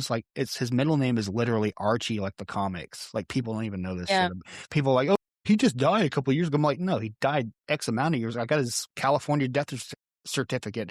Like, I remember everyone made a big whoop-de-doo about that, and then I was like, I can't find his death. I was talking to somebody who was researching. I can't find his death certificate. I'm like, yeah, I'll get it for you, no problem. Because I was like, I've been following. He was probably ascended to Saturn or some shit. Well, that's what they said. They said he is he's left the mortal coil. I'm like, oh, interesting way to say he blew his head off because he's a pussy. I'm sorry, I never liked the guy. I had correspondence with him once. I had correspondence with that dude in 1999, and yeah. What? Why? Because I'll tell you why. Because he happened to know stuff about 9/11, and we'll come to find out later, and he knew things about Oklahoma City, and me being an Okie, I wanted to know things about OKC. And so I was like, well, hey, when you said this, how do you know this? Like, I know you're a famous Satan guy or whatever, and I actually wasn't very familiar with him then. But he just wrote back like, no, you're right about this, you're right about that, and you might want to look up this book. And that's pretty much all. He wrote me one email back, and it was in 99, and I was like, I put it on my MSM server of emails, and I think it's still there. I don't know. I'll find it one of these days and print it off for everybody. But yeah, like it's like that part in Batman where he's all like, well, it's a shame we couldn't do business, but I'm glad you're dead. I'm not glad anyone's dead, but but I don't hate the fact that guy's not here for the. Yeah, for he was the, definitely involved in some shady shit. Absolutely, right? Yeah. Right. I mean, they say McMartin doesn't have tunnels. They say Presidio wasn't as bad as. No, bullshit. Oh, bullshit. There's so much stuff about Presidio. I'm really it's never glad funny. you brought that up. Yeah. I just put a poll on Threads the other day because, why not? And I asked, do you believe satanic ritual abuse happens? And 54% said yes. And the rest said no. And I'm like, that's a lot of people that said no. Yeah. Some of the comments were a little bit along the lines of, well, ritual abuse happens and sexual abuse happens, but to blame it on a mythical feature just to get humans off the hook. I'm like, okay, so. Yeah, whatever. Yeah, like now we're just debating your Jesus and your daddy issues, and I totally get that, but that doesn't mean that this doesn't exist. Are you a Buddhist? So why do you fucking play softball for Satan? Whatever. Well, so the situation I have with this is like every religion has the same Satan, but we're fighting over whether Jesus has power or not, and the demons aren't fighting over that. Yep. So I don't understand why we spend our time doing that. Why is there an antithetical figure who has universality over all the world's religions, but no one can argue on who is his positive, antithesis? Why are we arguing? Oh, well, right. Because if there's a Satan, there's obviously a God. Yeah, but which God is it? Whatever. Bullshit. Yeah. Well, one could oppose the fact. I'm sorry. What were you saying? No, go ahead. One could oppose the fact. Yeah. One could oppose the fact that whenever brought up in the Bible, there's actually many different demons and characters in the Bible that actually could be assumed as the devil. Mm-hmm. And it said, when I was a kid, I was always very careful because I didn't want to be mean to the wrong person because, right. I read the Bible and I went to church and I believed that any person could be God. And so I wanted to be on my P's and Q's because, I didn't want to piss off God, even at a young age. But my mind later on went to the fact of if God can come to you in any way, shape, or form and you not know it, who's to say that the devil himself can't either? You don't think that maybe he doesn't have that ability? Because a lot of people think. Be cautious and use discernment because even the devil himself comes as an angel of light. Right. Honey, I've had the devil himself come to me looking like what I assumed as God. And something in the discernment in the back of my mind went, I need you to say it. I need you to say you're him. And when it wouldn't happen, I was like, no, I rebuke you. You got to get the hell up out of here. And at that moment, I realized that was very true. That anyone in that realm can look like anything and they can come up to you and make you think that you're damn Pinocchio. They're Pinocchio. They're not, but they can make you believe that. Well, and the jinn like to do that. The jinn like to create voices of your dead grandma, all these different things. They'll talk about sexual partners. And the jinn are known to do that. And we're not taught any of that stuff here. We're taught so if you were lucky enough to grow up in a Baptist church or a Episcopalian church or a Methodist church or any of that, you were taught that all this stuff is whack. Don't listen to it. There's those people are crazy that know any of that stuff and demons are real, but they're in hell and blah, blah, blah. And it's so I don't know. That didn't really prepare me enough for the everyday situation where I might run into some of this. Yeah. Yeah. I mean, no, you're right about that because see, a lot of this sort of stuff has always been taboo, and I think a lot of it's gate kept, even in Christian church, because a lot of people are scared of what they don't know. And this kind of just talks more towards the lack of study, which is a classic thing from Catholicism, where you're paying tithes to God, but I need your money. It's that paying indulgences shit. That's the same thing as that. It's literally they're not. If you teach from the book and you take it basically at basic common sense, where everyone can we come into agreement with this word? If you're coming into agreement with someone, that's church. Otherwise, you're getting propagandized into a religion. It's not actual church. Right. It's not actual understanding. So, to kind of tell Nikki the same thing because she keeps going in and out. It seems like are you back? It's all good. Okay, well, interesting point to your point, and I wanted to jump on about that was, and that guy's research that I was talking about earlier, that Nathaniel Gillis guy, he brought up cases that Dr. Carla Turner and other people Steve Marin. I don't remember the guy's name, but they're talking about demonology cases and abduction cases where people will see sleep paralysis demons. This gets into the Lilith thing. We can talk about this after. Where like people will see Jesus. There's a famous Christian pastor. Well, he's not famous, but he's a newer one in Colorado. He's been on like the confessionals with Tony Franklin, which is a cool podcast. I say you should check that out. It's on YouTube, where he's talked about he had a sexual relationship with who he thought was Jesus, and he thought he was doing things for God. You know, he was like on all kinds of drugs and all kinds of shit happened, and I mean it was just all this really demonic stuff where, I mean, his life turned around, and he talks about his whole walking it, but like, yeah, it shows up as all kinds of things. I've heard people say that, God's not going to contradict himself, and you ever hear something in the back of your mind, like you're praying about something and you hear a voice tell you something, and then it says, no, wait. And like, no, I don't think so. Like, yeah, I see what you try to do there. You said all the right words up until you said, no, wait, let me say it this way. And like, no, it's like, that doesn't work that way. Or when you see something that, I mean, look in the Epstein files where they were talking about the girl who said she felt Jesus beside her when all these things were happening. Yeah. And then that was a female. You should dress up. You should dress up like him. That would really blow their mind, huh? Yeah. Yeah, like just mocking Christ and stuff. Yeah, Whoops. that spirit will do that. I mean, they can take your perception, whatever you believe. It's kind of like the vampire thing. I can stick a crucifix up in front of a vampire and it ain't gonna do shit. He'd be like, you have to have faith for that to work. And then you're like, like fucking, like was it Fright Night? Yeah, with Chris Sarandon and stuff. That's actually one of my favorite. The Evil Ed, where he's all like. Sorry, I have to stop thinking about this scene. It's so funny because the kid, he's all like, you got to be careful out there. There's something following. He goes, no, not me. All right, I'm a cornball, dude. I'm a cornball. I love that sort of shit. It just cracks me. I made an internet meme yesterday, and I literally almost pissed myself laughing at something I just made. I'm easily entertained, dude. I need more friends and stuff.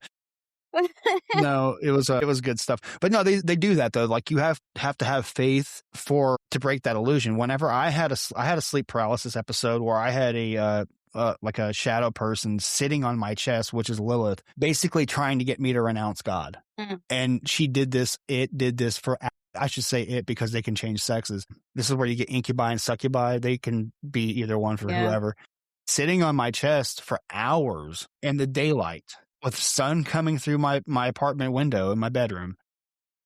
Dang. Totally paralyzed, couldn't even make a sound out of my throat. I'm just thinking this stuff, and it's trying to get me to do this, and then I just never did, and eventually it was over, But they will do all kinds of things like that. I mean, that's one of the things they're known for. There's different classes too of them, and I've kind of people talk about this in spiritual warfare a lot, and I'm trying to really like come down to like a very clear understanding, because there's so much.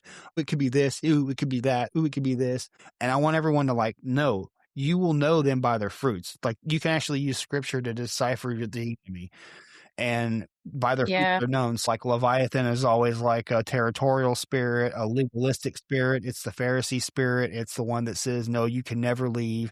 It's that one. It's the one that binds you. It keeps people away from you. It's the one who, my dad, famously, I grew up in a haunted house, and my mom had this house. We found out that renters had been doing Ouija boards and soft Satanism in the 80s. And so my dad moved in with her. They, before they had me and stuff, and he tries to walk in the house, and some force pushes him like over the wrought iron railing, like literally like 10 feet from the door, pushes him over the thing. And I asked my mom, like, oh, he's bullshitting. And no, that was there. I saw it with my own eyes. And I was like, okay, well, that's two of you. I mean, I don't know who else to believe. And then we'd always have weird things happen. I remember one time we were trying to go to church. My parents had been fighting. My dad ironed out a blue shirt. This is funny, too, because Craft of Christ talked about this with her mom's house, or her grandmother, I believe, where there's like a toilet brush up in the ceiling or up on the roof. Yeah, my dad's blue shirt was on the roof. We looked all over that house. We ended up getting super late to church. We almost didn't go. And we found the shirt was literally on the roof of the house. Like there is, and the back screen door was locked. There was no way that thing could show up. That's ridiculous. What's interesting though is when you read about UFO stuff and you read about this like phenomena that's like this like proto intelligence, it does stuff like that. It can take a coffee cup out of your cupboard, and then the cup will be missing for 2 days. You come back, it's exactly where it was. It's not the same cup. It's literally right. like it's like a token or different atom structure or something. Yeah, completely different atomic structure. It's what they would call There's been people that port. have proven that. Yeah, too. they call those ports. And in haunting cases, they call those types of things ports. And yeah, and this guy's really good about this stuff. Like I've got a lot of information just locked in on so many levels about that sort of stuff. But yeah, it can appear as anything. Now, one case that this dude was talking about was there was a lady who used to get alien abductions by this thing that she thought was a cartoon character when she was a little girl. And then she moved away, didn't see it anymore. And then in her 40s, like it starts showing back up again. And here's the funny part. She was thinking it's like, a dead relative or a religious figure. It's the same cartoon character trying to say, hey, you need to let me give you a child, same kind of weird stuff. Like it's always the same type of thing. Yeah. And she's all like, she looked at it and realized it was a cartoon character. And then when she had that thought, the thing saw that and it freaked out and it froze. And then it started twisting in all these different directions in front of her eyes and trying to become a different archetype. It's trying to shift an archetype. She would believe. Yeah. So that connection is there, right? So the belief is there. So the worship is there. So the attention is there. So that her focus is on the thing. That is the observer effect. That's the same thing. Well, that's also that shape-shifting Luciferian idea that, anything can present itself this direction. So be careful and use discernment. Yeah. The skinwalkers, they all do the same thing. And this is a common thing of the Nephilim too. They don't talk about it in the scriptural accounts, but when you look at things that are attributed to those things, they are the same thing. And that's interesting. Yeah. When you talk, I've got a little bit of experience in a bit of things, and quite a few of those things aren't kind. No, they're not. And when you talk about that, a lot of things that I've experienced in my world and my being, I could experience in the exact same room as somebody else, and it would be the most traumatic experience for me. But the other person, it was just another day, and they don't understand what the hell I'm over here hyperventilating for, and this shit. Yeah, having full-blown attacks and everything, yeah. When you talked about the whole, changing faces into something that changing forms into something that she realized, and you talk, trying to convince her to have a kid. What a lot of people don't even understand or will even take into account because, it's not biblical, it's not quote unquote demonic, it is. But what a lot of people don't understand is astral travel and projection. Yeah. So when you talk of that actually is something that can happen and is something that can, once again, place that she could feel every single bit of that, but somebody else in the room wouldn't even know that it was on. And then she could actually be physically pregnant and not even show on, doctors, ultrasounds and things, and actually give birth to a astral soul that was conceived by this entity and her. So is she physically having? No. But it doesn't mean that spiritually there is not an extra being or entity out there.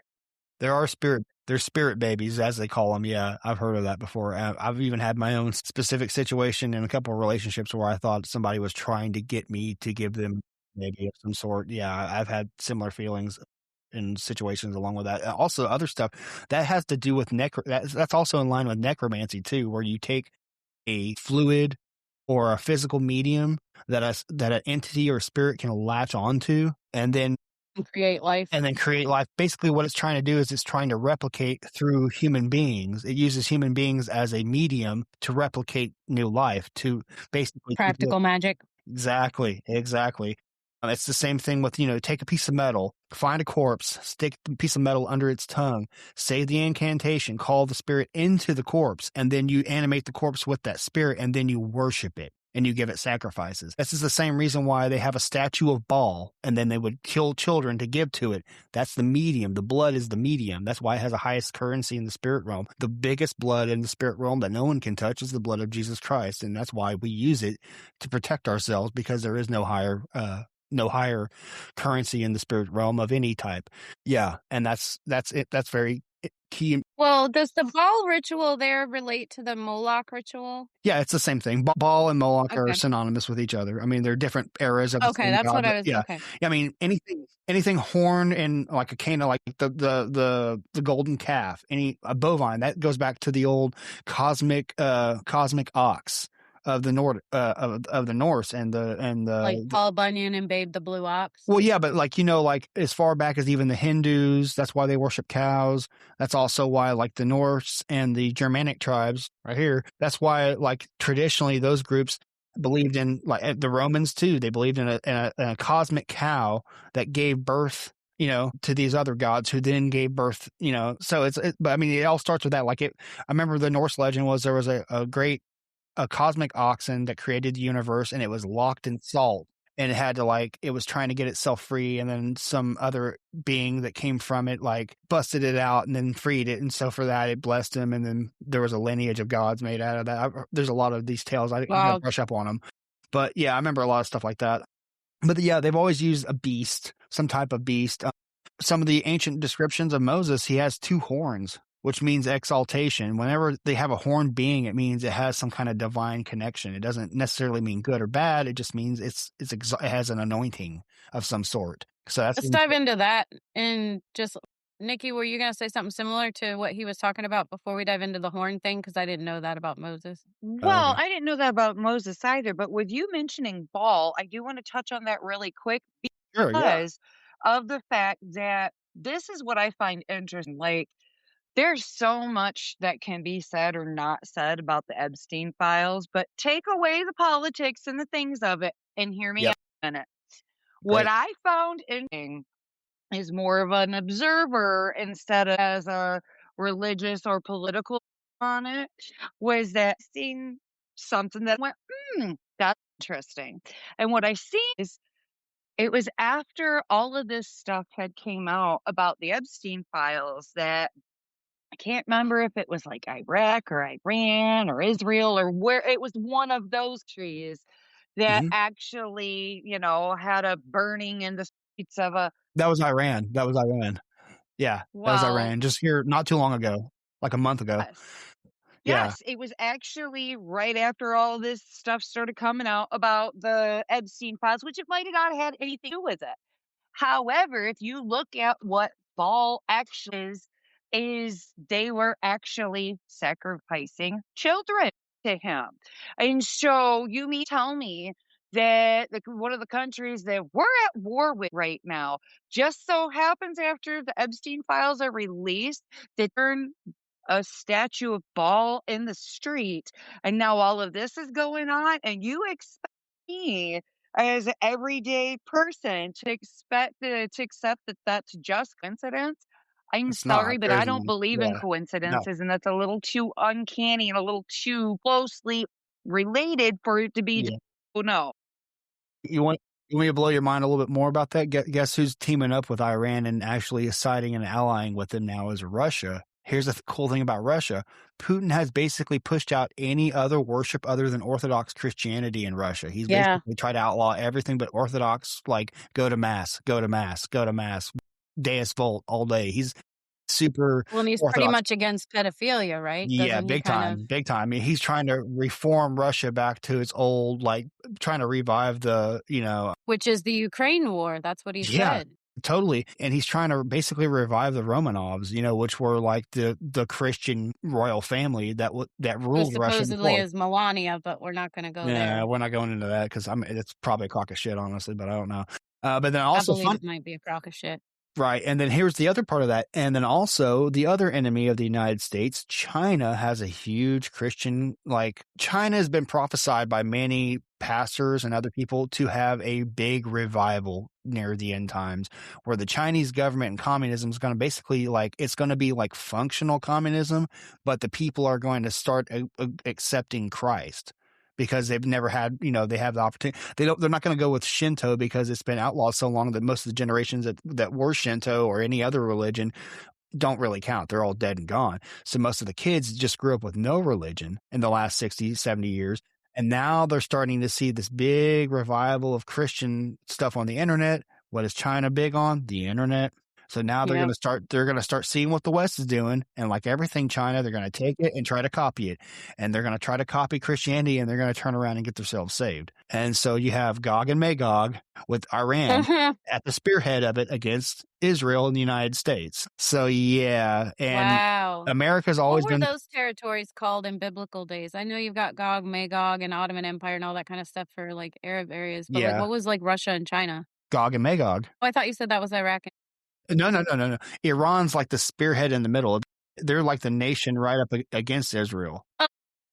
Yeah, so they're like the convergent point. They're like the point at the middle of it, because see, the part of the greater Israel thing is sense. Part of the greater Israel thing that people like God, I'm gonna forget his name. It came out in 1984. It's as old as me. I should know this. Jeez, what are we talking about? Yeah. Yeah. It's all good. It's all good. Age ain't nothing but a number. We're all people in meat suits. We're all spirits in meat suits. We all know each other. We just don't know we know each other. Oded Yanon came out in 84, 85. He came up with the Greater Israel Plan that they talk about later on, and things like the clean break paper that the neocon, cabinet inside the Pentagon had with, who was it?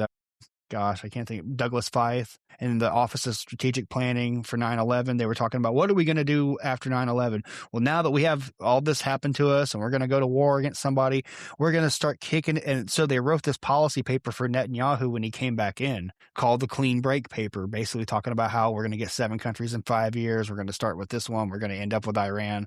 The Wesley Clark that's where we're at. thing. Yeah, it's always been Greater Israel. It was written back in 84. They just found it, and Douglas Feith, his little dumbass, was like, I'm gonna get out of my closet if I show everyone this one. And then they went and rewrote it for Benjamin Netanyahu now. So yeah, because Ben Netanyahu was still pretending he was an American back in 84, I think. But anyways, yeah, all that stuff aside. It's trending now that BB went to school here in Philly, and I think it's interesting that there's a lot of history. Yeah, he stole nuclear weapons in Philly, too, and gave it away to Arnon Milcan's he was part of the Arnon Milcan clique as long as, so in the 70s when he went to University of Pennsylvania, Apollo, Pennsylvania is where we had the NUMEC affair, the Apollo affair. That's where they were stealing uranium and stuff to give to the nuclear program. Well, he was stealing Krytron triggers and getting, which are, you need those for that's what when they went from atomic weapons to thermonuclear weapons, the Krytron triggers are these weird mercury switches that have 7 little things to them, and the sequence of them is for a countdown for nuclear weapons, and they're really good against EMP, and they're good for all these other reasons. So that's why they were created in the United States. They're part of it was our stuff, our technology, and because he was there in the right place at the right time, there was a group of him. He was one of the main leaders of, and they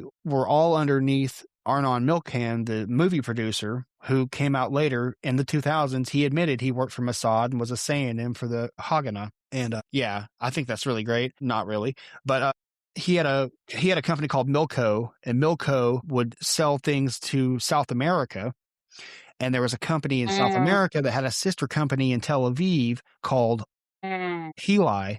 And Heli Trading would take things from Argentina to South America and go up the coast to Israel. Yeah, and that's all part of the reason why we have the South African connection too, is that too. And the Vela event that happened in 1979 where nuclear weapons were tested in South Africa, and it was supposedly Israel, and the French said we don't know nothing about it, even though they were overseeing it. I can go. Dude, the French are shady as all get out. I mean, we have to go into that, but we cheese, bread, and fucking wine. I swear to God they are. But seriously, it all hides under their gluten allergy or something. I think it's just weird. But what was I talking about before all this? I went off and I'm sorry. So guys, they were involved in.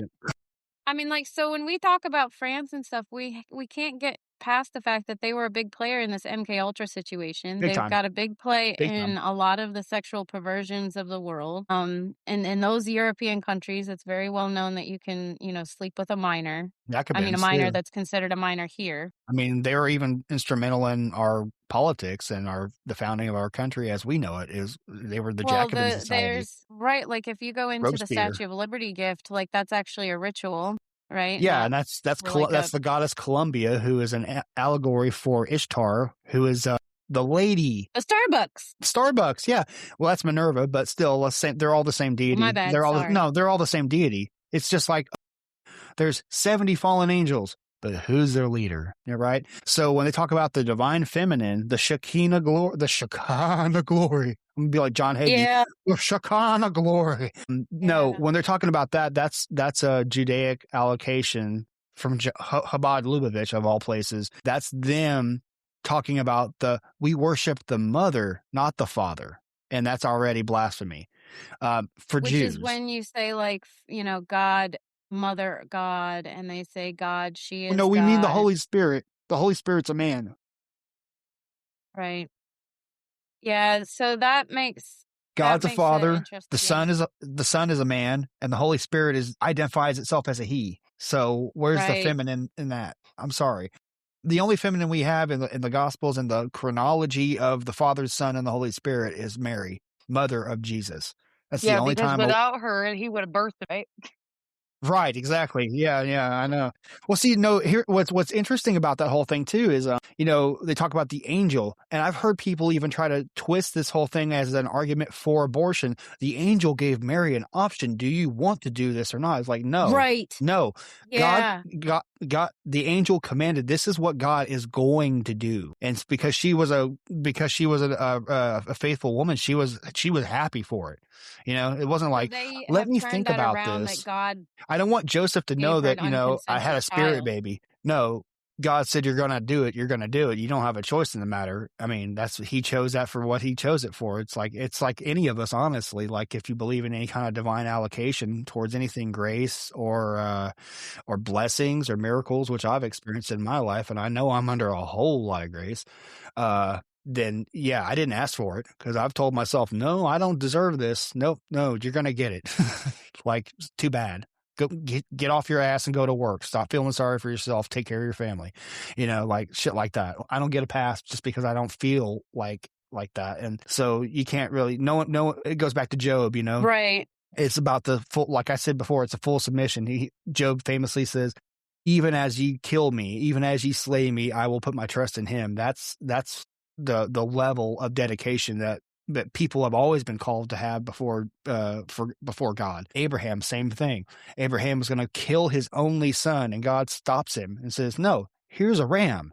I just wanted to see how committed you were to me. It's basically like the tests that men and women do towards each other when they're dating to see if they're worthy to be married or not. Like, is she going to do this for me? I don't think she's going to do this. She must not be interested in me. Oh, no, she is. Okay. Well, then I might think seriously about marrying this woman, stuff like that. It's all about the commitments, keeping your commitments and stuff like that. I mean, the whole concept of marriage in the first place is like, as a covenant. And the weird part about that too is that, and it always gets me too, is that when Abraham actually made the covenant with God, it said the Hebrew word for it was berit. It means to cut a covenant. So what they would do is they would sacrifice the animals, make an aisle. That's where we get the tradition about walking up and down an aisle for a marriage commitment. Speaking the terms of the covenant, it was called a Caesarean vassal covenant, where the greater party, as the lesser party, walk towards it, reciting it, saying, like, if I break this covenant, then I will be like these slain animals. And in the moment when Abraham is going to do that in the Bible, God puts him under a deep sleep, which this deep sleep thing, that's why I want to circle back around to that sleep spell thing, because that's important. Yep. Then he appears like a fiery cauldron, which is the same type of language they use when they describe him as the burning bush in Exodus, where he appears before Moses as a pillar or a cauldron of fire, and smokeless fire. Smokeless fire is the exact word that they use.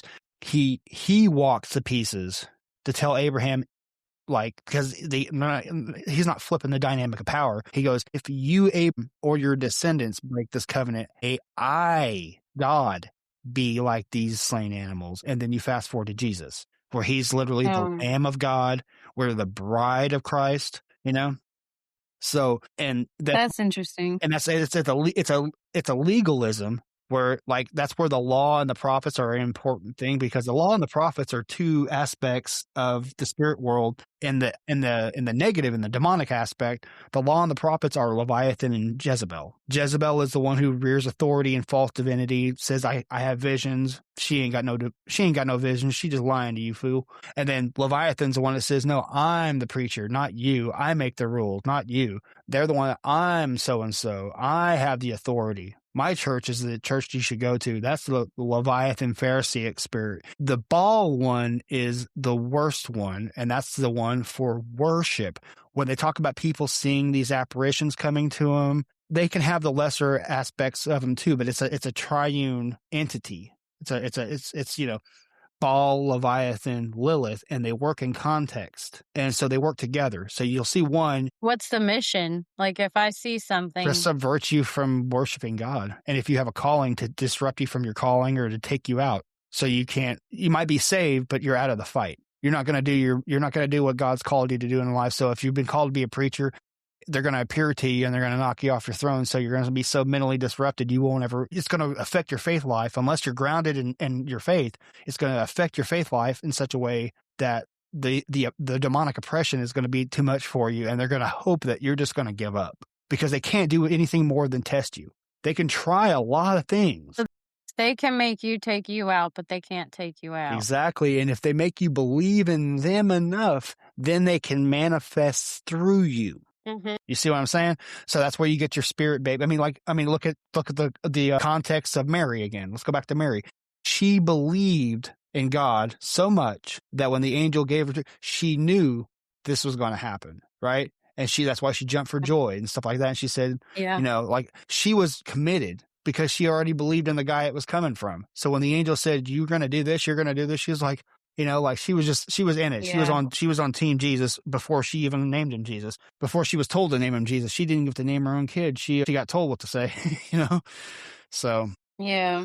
But anyways, yeah, I'm kind of jumping around there too much. And a lot of this is doctrinal stuff. A lot of people can disagree with it because they don't like the language I'm using. But this is just for my understanding of it. And well, so the thing you mentioned earlier about, I don't know if you mentioned church hurt or if we were talking about it, but a lot of people are church hurt because people have misused a lot of these terminologies, or men are better than women, or women need to stop talking. Nobody's better than preachers, anybody. Can't be teaching. Like there's a lot of, the one that's used a lot, which, and this is really difficult because the Ephesians 10, I think it is, where, they say, honor thy father and thy mother, is right where it's put on the armor of God, right? Or is that where I'm wrong? Yeah. So, like you've got a lot of bad, abusive, either parents, pastors, whatever, who have used honor thy father and thy mother. The Bible says that you have to do it. Now I'm abusing you and you still have to honor thy father and thy mother. Nobody reads the next verse. And then right after that, you're supposed to just put on the armor of God and trust God again. There's a lot of people that are hurt because that verse has been used against them. So when they're not taught who Jesus is used against them. Christians are rude. They're not helpful. You've got a giant misunderstanding of judgment. And then you've got these cults who misuse God and good things in some of them are just horrible ways. You just described some of the cults by just talking about people being church hurt. You better believe that. I think some of these churches are just cults in disguise. They're wearing the skin of Jesus Christ. Draw people away. Yeah. Well, the Church of Ephesus, that's like the first one. That's like the first one that Christ talks about in Revelation. He has the 7 lepers. Ephesians, yeah. And he goes, you've done this right, but I still have this one thing against you. And what was it? It was the Pharisaic spirit. It was the putting the pomp and the circumstance and putting the law and saying, oh, you're not doing this right. You're not doing this right. Well, I need to come against you because, you're in error, my brother. But then Smyrna and Philadelphia are the two, like the ones that pass. Smyrna is the one that's like, they're on their last legs. They're going to get killed off any day. They're the smallest church, has no money. They're poor. They're starving to death. They're behind Roman lines. They're with pagans, and they're still preaching the gospel in spite of every day facing death with their eyeballs looking at it, right? Yeah. And then Philadelphia just does everything proper, and they're the ideal church. So you get, I still want you to be faithful even when shit sucks that bad. And then if you're Smyrna, you're supposed to be looking at Philadelphia saying, one day I can do this. Not for my glory, but for one day God will exalt me to have a church like this and I can praise him properly. Where Ephesia, the veneer, it's well, we're a Bible-believing church. Well, we got this. We got that. But you look like a street person, so we can't accept you coming in our church looking like some bitch off the street. We want you to at least put on a coat, put on a jacket, put on a shirt. Yeah. Look the part. Do the thing. Do you have $10 you can give to the offering table today? Do you have a Bible?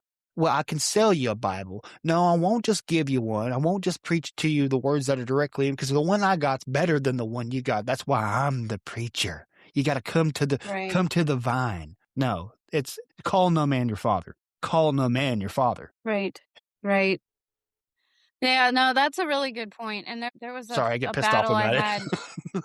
No, I get pissed off like that too, because like church hurt is something that I don't like. I don't like anything coming between somebody's personal relationship with Nothing is God, no supposed matter to. what that is. Nothing is supposed to. And actually, God says that nothing it's can. demonic when it's done in the name of God. Like, you're like, I'm a church. I'm here to bring you closer. And then you drive people away. That is the most hateful thing, I think.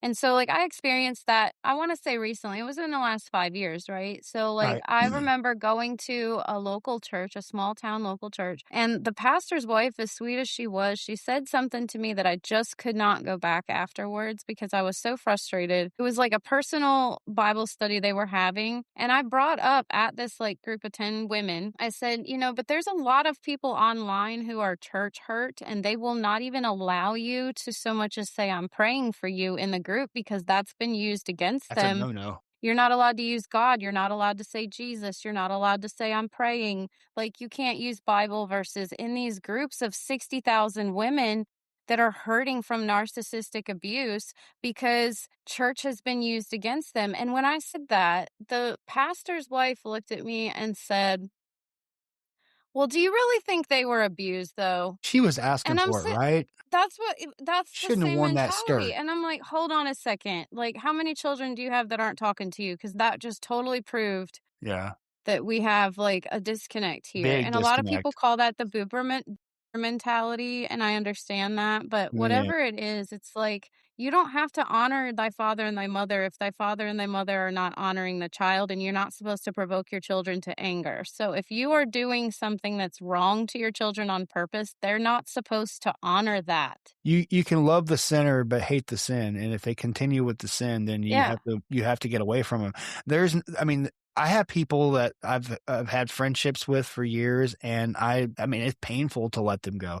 I have family I have to let go, but also in everything I have to live with mercy and compassion. And the only way I could get the mercy and compassion for people who have abused me in my life is to see them not as the thing they did to me, but as somebody who's a victim of the spirit that's within them that did the thing. It's not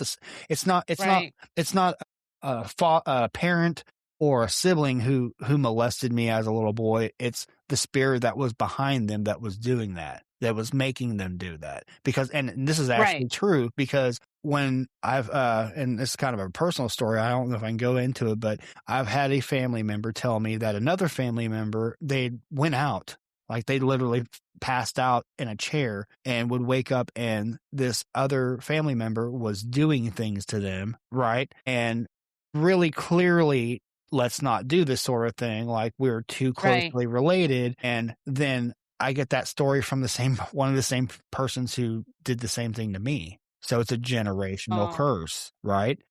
And this is along with the same spirit of something of a suicide spirit too, because that same relative had another relative who and I'll put it out there, I'm not saying who it wasn't direct family to me, but close enough. She told that other person who was her sibling, I wish you'd drop dead, and turn around. She went back from the library and he had hung himself.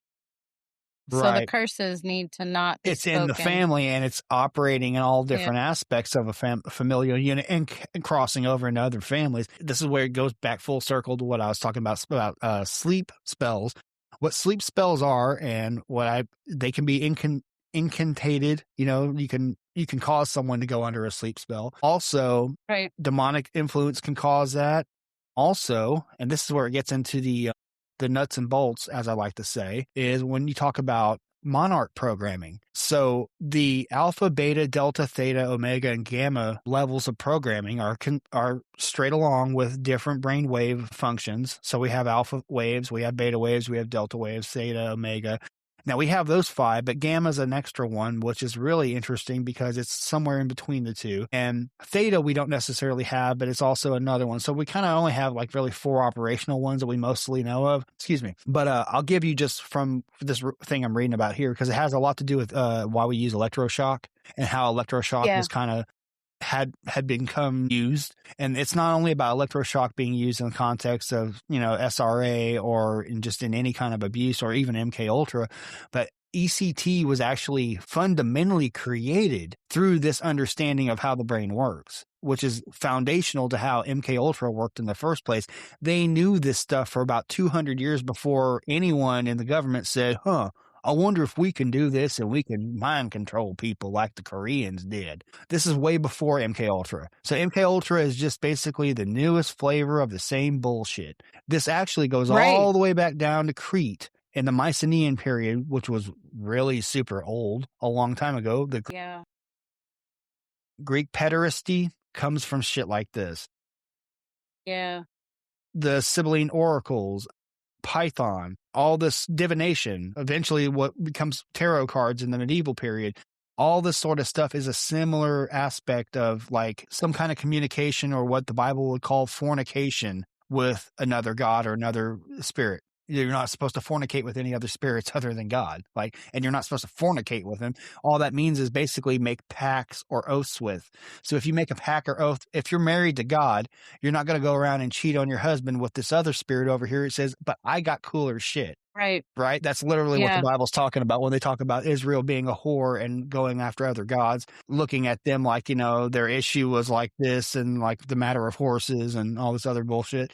These are all colorful ways of talking about. Basically, they were sexually brought into covenant with these other beings, which goes back to Nephilim, goes back to Genesis 3 stuff. Anyways, but I go off on a tangent if I don't get to this. I'm so sorry. Yes. No, that's an important point. Right.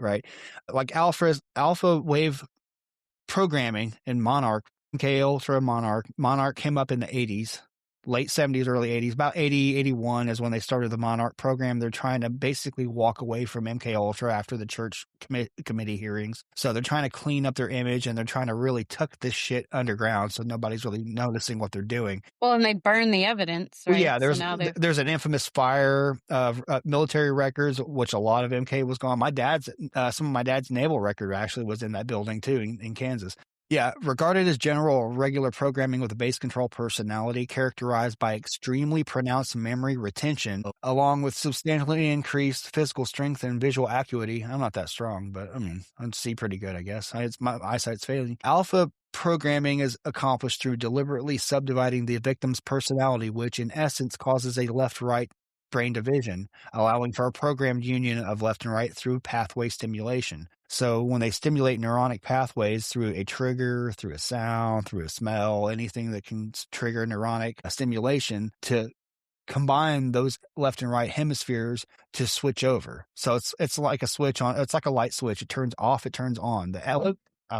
I'm so sorry. The electricity is hitting through at the same time, but it's just interrupting it. I bumped my own damn microphone. So with you doing that, if you don't mind, I'd like to jump in and ask you a question. Sure. I'm sorry. I know you said what you just said, but I'm going to need you to repeat that for me. Did you just say that a person or a program or things can be programmed not only with words, key phrases, and things, but with smells? Anything that stimulates the brain. Anything. If it's a memory, a smell, a sound, any of the 5 senses. Oh, that's a game changer. I did not know that. No. Let me repeat it so you can really listen to it carefully. I'll say it slower. All right. General or regular programming within the base control personality. That's your basic, your limbic control of your brain. What you know. your five senses. That's your base control personality, characterized by extremely pronounced memory retention, which means you will remember things more than maybe the next person who was there with you, along with substantially increased physical strength or visual acuity, which means you remember seeing. It's like, oh, I didn't see that. Oh, you weren't looking. I saw that clear as day. I remember the hairs on that thing. Right. Alpha programming is accomplished through deliberately subdividing the victim's personality, which in essence causes a left-right brain division, allowing for a programmed union of left and right through neuronic pathway stimulation, which any of the five systems, that's the base control personality that before it's split, it still has it's like a governor on a car. Your governor on your car is going to know what to do because it only does one thing. That's your five senses. It knows that you got to smell things, you're going to hear things, you're going to see things, you're going to taste things, you're going to touch things. Any of those five things causes the spark plug in your brain to jump from one side of the engine to the other side of the engine, making the whole engine do its job. Now, when they want to put both of them together, they can do that, or they can put you on one and you don't realize what the other one's asleep while this one's working, or this one's asleep while this one's working. And you're explaining different triggers. Like it could be a smell trigger, a word trigger, a sound trigger, frequency trigger. Honestly, if somebody was in a hyperbaric in an ISO tank and you just jumped their brain with like a 1-volt spark, you could cause that because it's neuronic pathway stimulation. It's not the five senses. The five senses are the trigger pathway, but the actual component that makes the key that makes the car start is not necessarily because I have the key in my hand and I plug it in the thing. It's literally just making the activity. That's what it says, through neuron pathway stimulation. And then that's just that. That's the general programming. That's what almost I would say damn near 95% of the modern world is involved in right now. I mean, MK is not a localized thing. It's been expanded. Very much en masse. Like pretty much total. And then, of course, you have your beta, which is your sexual programming. This programming eliminates moral convictions, stimulates the primal instinct, so you don't have inhibitions. Cat alters come out at this level when people think, things related to cats and wearing a bodysuit, like shit the like cheetah that. girls, the pussycat dolls. Yeah, all that sort of stuff is signaling beta programming. But it's also about fixing Catwoman. Catwoman, yeah, what do you call the female anatomy? I mean, it's one word. Why is it called that? Why call cats the same thing? Exactly. I don't call the female anatomy. I know. That, we all have. I'm just saying. That's right. Yeah. Shoot, I think the Song of Solomon, they talk about that's called one thing. And then, the other thing's called a fountain and, whatever. I don't care. Yeah. But anyway, Song of Solomon is really interesting. Potato, they all do the same thing when you hook them up. Okay. Anyways, but, the beta programming is very much written into most cultures now. And they started in young girls with a lot of these cheetah outfits or sexual leotard looking outfits. And oh yeah. Well, it even goes back. Shows. It even goes back further to Egypt too. It's a prime impulse for a lot of things. You can even see it historically through just the characterization of women. Kind of when the divine feministic deities fall off and they're not really worshiping a goddess so much anymore. Like after the Greek periods, when we're talking about more of the modern era where there's governments and stuff.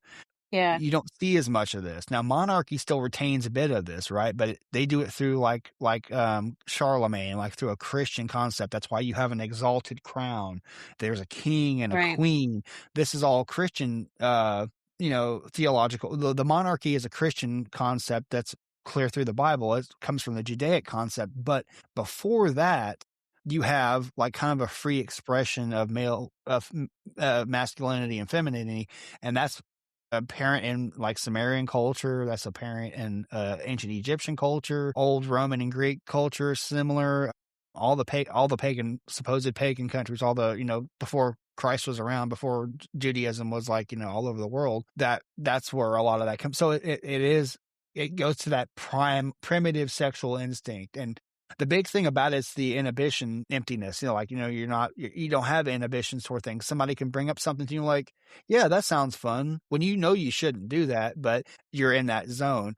It's kind of like the same thing people get. I think it has a lot to do with alcohol, honestly. I think alcohol actually plays a big part of beta programming. Bars, places where people congregate, co-ed congregation has a lot to do with this. And like you said, it's throughout the culture, sex sells, as it says, and sex sells because it's also a trigger, and it'll get people to become programmable, controlled. Yeah, and it also subdue them, or it subdues them, and also the programmed become the new programmer, and that's the cultural aspect of it. The whole mission. So they teach, that's why do you think there was always a madam over a prostitution house? It was never like there was never a master over a prostitution house. There was a madam over a prostitution house. And this goes back to Greek everybody's culture. Trying to blame Epstein, but the victims blame Ghislaine. So there's always a female entity involved in the control aspect of the. So you can't use it as it's not really a sexist argument. It has to do more with why is there a woman there? Oh, she might be the main programmer. And that always comes, there's always a feminine aspect to it. And especially like I was bringing up before about like, I think it's switchable because, misogyny, misandry kind of play into a lot of that, like self-imposed misogyny. You were just recently called a misogynist. I was just going to bring that up. I was an actual misogynist, and he had I was fighting for a woman. Like, I'm like, hold on, I'm confused. Yeah, like I was bringing up a Twitter conversation that Jen was having with this one really retarded misogynist who he knows better, or he should, but I don't think has brain cell. I don't think he's having the neuronic pathway stimulation to actually understand how things like reality work. So he goes after a friend of ours who's a researcher and basically smears the crap out of her, talks shit about her online, says that her research is all shit when she proves makes a ton of content about how awful she is and calls her body awful names, and then says he's never done an ad hominem attack while he's called her these awful things. You don't even know what ad hominem means, as he does one. Yeah. It was very strange. It was very, very strange. But then after everything, I stood up for her again, and he called me a misogynist. I'm like, wait, Grok, can you explain to me what misogyny means? Because I'm confused. And then he insulted me because I had to ask Grok what the definition was. I was like, I didn't say this, but I'm like, I didn't have to ask him. I just wanted the whole world to see that you're an idiot. Right. Yeah. Like he's one of those like no, I don't think that means what you think it means, dude. Like, read the book. I don't think that word means. Exactly. I mean, we've been talking. I mean, online, I've been kind of like stuck in this dude. He won't argue with me because I'll tear him fucking pieces because I know too much about him. Actually, I've never heard of him before. Oh, I was like, what the fuck? Pardon me. I don't want you wasting brain cells following around that dude, but like one day I'll give you I'll give you the tea about that dude because he's. Nah, I don't need tea. I pray for everybody, God's children, but don't mess with people and don't look like a stalker on the internet calling people names. No. It's just shitty. I just didn't appreciate it. Yeah, well, he sucks. See, you're better because you say I'll pray for just leave it at that. He sucks, and my country heart comes. He's ineffective. Goes, huh? I pray your brakes go out going down a hill. Pray the flower pot falls from the windowsill and knocks you in the head like you. And then the other part of my brain goes, but that ain't Christian of me. And the other part of me said, who the hell said anything about Christianity? Eye for an eye. Didn't you read that part? Yeah. Well, I'll tell you the best thing I ever heard about that was like, I catch myself having to do this often. And, we all screw up and we all lose our place. And, it's one of those things you have to just learn to live with it. You're going to screw up and you're going to just have to pray about it. Say, I'm sorry. I shouldn't have said that about that person. But, right. Well, please forgive me, whatever. But there's a great song by a band called Pride and Glory. Was fronted by Zach Wild from Ozzy Osbourne, where he's playing a banjo called "I Hate Your Guts." It's one of those wonderful country ballads with nice fiddle playing and banjo rolls. And yeah, look that song up; you're gonna love it. And they're playing a stand-up bass in it, and it's nice. But that's awesome. Yeah, but no, like what I love is what Paul says is that when you pray for your enemies, not saying that you shouldn't pray for. No, when you pray for your enemies, it will be as if you reap hot coals over their head. So when you actually give it up to God, God's going to be like, oh, no, vengeance is mine. I will avenge thee. So Man, God, I didn't think he was going to do that to him. He goes, I do it. You tell me that you're sorry for thinking that, and you pray for that person, and I'll make sure they get their comeuppance. I mean, I've had people who I know have like said things against my family, against my son before he was born, like, oh, well, you maybe she just have an abortion and stuff like that. That's the reason never to tell anybody you're carrying. Well, no, it was on Facebook, so people see. They come back and tell me some stuff like that, and I'm like thinking like that is so hateful. If that person's a friend of mine, why would they say I need to do that? Like I want a child. Like we both wanted a child at the time, before we split up and all those other. Then years later, that person ends up pregnant, and that was one of those people who plan B's everyone, has all their contraceptives on deck so they can just run around and have fun. And then somehow through those contraceptives still gets a kid. I was like, well, God has a way. And then they laughed about me on a post that I didn't think they said anything about me getting in a car wreck. And then they later get in a car wreck in a couple of years, and their shit got totaled too. I'm like, I prayed for him. But I prayed for him. I mean, I prayed for him. Like, I know they're mean, and I know they're not really a good person, and I shouldn't even be associated with them. But I'm gonna try to do what's right and forgive them for what they used to say. And I still have some hope that you'll get involved in their life. And God's like, yeah. So first, I gotta fuck up their situation first, so they'll come to me. So this is what I'm gonna do because you prayed for it. So that's the way I look at it. I look at it as you're literally pouring a bucket of hot coals on somebody who's your enemy. Whenever you get underneath your car and blow your car up if I wanted to, but I'm not going to. I'm going to let God handle it because he's got better guns and better bombs and better knives than me. Well, and God handles things differently than we do, and I'm not trying to go to jail. So yeah. And I'm just talking shit. I don't necessarily have any of those things or know how to do those things. But anyways, going back on to the monarch stuff, dude, like the big one that a lot of people know about, they know about, the beta stuff, and they know about Delta, which is the killer programming. Yeah. That's, which a lot of people seem to think that that's like literally a person walking around with a machine gun. And it's actually a lot of times trained to kill remote viewing. Well, yeah, absolutely. And here's the crazy part about that. So this is known killer programming, originally developed for training special agents, So for Delta Force, Mossad, people like that would do that. But optimal adrenal input and controlled aggression is evident. So try not to burp. So adrenal output, that's like your kidneys. So you ever wonder anyone who has like kidney dysfunction, who's like really aggro? Yeah. That's part of it because their adrenals are being pumped harder by their system for some reason. They have a deficit in one thing to cause an overexpression of things. Controlled aggression, you can't do that if you're just, Duke Nukem with a machine gun. Controlled aggression is people do not know when you're going to snap. Subjects are devoid of fear. I have a little bit of that. I had a feeling at one point in my life as a teenager when I was going to get in the military, I was being kind of Delta groomed a little bit by people.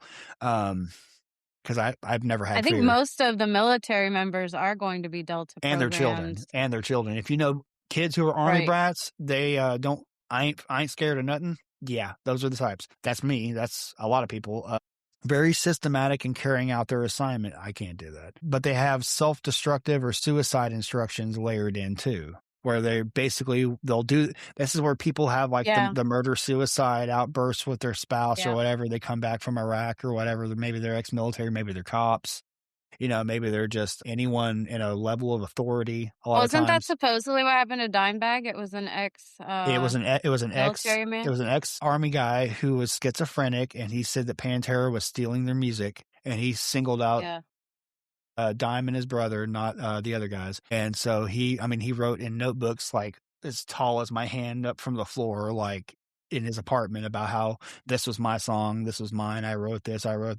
And to me, like, I have a theory about specifically schizophrenia and those kinds of disorders. It's pretty apparent, and I think a lot more people are on board with this, that it is a form of demonic oppression and some possession too. Because, especially that one shooter who saw himself as a devil and said, I don't want to, kill yourself, kill, thing like that. He saw himself as a demon in a mirror. That was really telling. That was pretty scary. And I was like, damn, this is like legit stuff. Yeah. So, but yeah, that's one form of it. And then the one that a lot of people you're seeing a lot online is theta programming, which is like psychic programming. These are your psychic people. These are your readers. These are your crystal people. These are your, oh God, what is it called? Prophetic word people. There's a lot of those that I believe in a little degree of prophetic word, but I mean, we got the most out on Pentecost. I don't think you're going to get anything special. You're going to get revealed stuff that's already there, but you're not going to have a new word for one specific person. I don't believe in that specifically. I think some of that is a little bit on that fake tip, or it might be theta programming. But a lot of these are bloodliners, those coming from multi-generational satanic families. And they don't have to be satanic families. They can be Masonic, which is the same thing. They can be adjacent to, they can be mystic. They can be like, oh, well, I had a great grandma who was a voodoo priestess. That can be the same thing. People who were, part of OSS, CIA, any fraternities, not even only just Freemasonry. They could be Catholics. They could be. Did you say the American Arbor Society? For all I know, they could be. Believe in the Red Cross and the Order. The American Arborists Society, the AA. No, you're fine. But that's the people who the Bohemian Club comes from. That's the Bohemian Grove guys. It's the American Arborist Society. They were also connected to not only the Catholic Church but the Boy Scouts. So Mark Twain types and that sort of thing. That's part of that too. Any of the secret societies. Bohemian Grove, any fraternity, the Ku Klux Klan, different fraternities at different colleges, Skull and Bones, what was the other one? Something and Key, Sword and Key, any of those. And a lot of those are like, there's a history back behind that because Freemasonry was outlawed in the United States around 1800. Following us actually incorporating the United States in 1790. In 1800, almost all states had anti-Freemason laws. And so what the colleges like Harvard and some of the older ones did is they would set up these fraternities. So that way they could keep that connection bloodline thing for, my son's going to go to this university. Well, I've got friends who are headmasters over there, and we used to go to the Masonic Hall together, but since we can't do that or we'll get arrested, we're just going to go around the law and make a fraternity for these kids. And that way they can network and we can advance people as we want through bloodline to bloodline. Fast forward to about the 1840s, they start coming back. And then the Civil War happens, and then Reconstruction, they're back in business all the way. That's actually where the Ku Klux Klan starts from. Actually, if you go back to North Carolina, in the University of North Carolina at Raleigh, they had a fraternity called Adelphus Kuklion, Adelphon Kuklikos. It's hard. It's a Greek word. But basically, they would do the bed sheets and all that sort of stuff. And it basically meant like a circle of brothers is what it means in English from Greek. And that's where they got the regalia, the grand cyclops, all that sort of stuff. They got that from that. Then that actual group of it was 5 Confederate veterans in Pulaski, Alabama, that decided, hey, we're going to do this group and we're going to scare all these blacks from voting. And then also we're going to continue some of the stuff that we were doing in the Civil War through the Confederacy. And it's not only racist based, but it also has to do with Solomon's Temple, Freemasonry, gold. They wanted to actually start a new America down in South America, using Cuba as the capital and using the Caribbeans as like the circle. If you've ever heard of the Knights of the Golden Circle. Oh, like Cuba's in the news now? Partly, but also they've always been a big Catholic stronghold too. But yeah, the Knights of the Golden Circle, if you ever look them up, they're instrumental with aspects of the Confederacy and what becomes later the Ku Klux Klan. And before they got demonized, they looked at themselves as Neo-Templars. That's why they have a big cross on those white bed sheets. That's why yeah, I'll give you another one. You're going to love this one. I kind of devolved from talking about Monarch to talking about more about the Templars. But if you get on Google, you can look on Wikipedia, look up the Neo-Templars, or the Order of the Neo-Templars, or the New Templars. If you look that up, you're going to see a yellow flag with a red swastika and 3 fleur-de-lises on it. This was a group that was in charge in Germany during the Weimar Republic period before Nazis took over. So we're talking 1900. And they looked at themselves as the new revived Templar order. And then when Hitler assumed power, they stole some of that same imagery. And when you look at the SS, a lot of people look at them as, meaning like, stormtroopers or something like that. That's what it means in German, right? No, it doesn't. Actually, it stands for Sede Seclorum, which is a Latin term, which is an order of Sede Seclorum, which was a Vatican order, not much unlike the Templars or the Pharisees. Actually, they use the same colors as the Pharisees, black and silver with silver piping. That's why the SS dressed the way they did. and they use a skull and crossbones. They use the death's head, which was the totem cough, which has crossbones behind it. And because I brought it up a bunch of times before, I'm going to tell everyone what it's about. The skull is actually called, they call it death's head in German, or the skull of Adam. So Totenkopf means death's head or skull of Adam. What that means is when you talk about Golgotha, it's called the place of the skull where Jesus was crucified, right? Well, there was a legend even back to those times that was also the burial place of the biblical Adam underneath that hill. So down in that hill, there's a cavern, and this was found in the 80s too. There was a researcher that found this stuff, and he disappeared. Where you could see a literal line, a drainage line from the top of that hill in through this cavern to this small little cavern at the bottom, which looked like it had once housed a sarcophagus or a stone tomb of some sort. So the biblical Adam is connected directly to the biblical Jesus. This is kind of an Arthurian legend. It might be a little Morgavian type stuff. So it's kind of, it's debatable, but there's a guy who researched it and saw stuff and took pictures. So they believe that Golgotha, the place of the skull, that's the skull of Adam. It means it's a connection to Jesus. So that's why they have a skull on the skull and crossbones. The crossbones are the femur bones that go back to these. I believe it's a Isaiah prophecy where it says that his bones won't be broken. Yeah. Yeah. So because Jesus's bones were, that's how they knew he was the king. He was the promised sacrificial lamb for sin, was because none of his bones were broken. And Jesus's bones were not broken on the cross. So that's why they use two femur bones.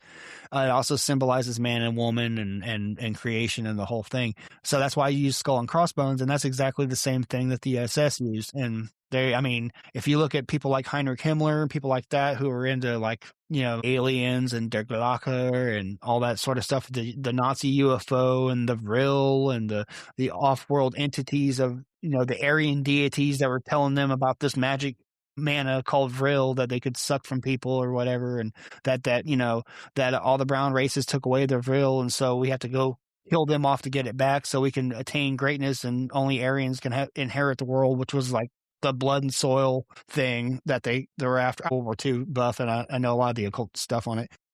Yeah, no, that's interesting. But so it's the same stuff, and I just thought that was interesting to say. That is an old Christian symbol that actually the Jesuits used for a time, and the Templars also used. And the Jesuits don't come around until 1600s, but they tried to use that one, and then they got shot down by the Vatican really fast. And they ended up using what they called the Chi Rho, which is a big P with an X behind it, which literally means the same thing.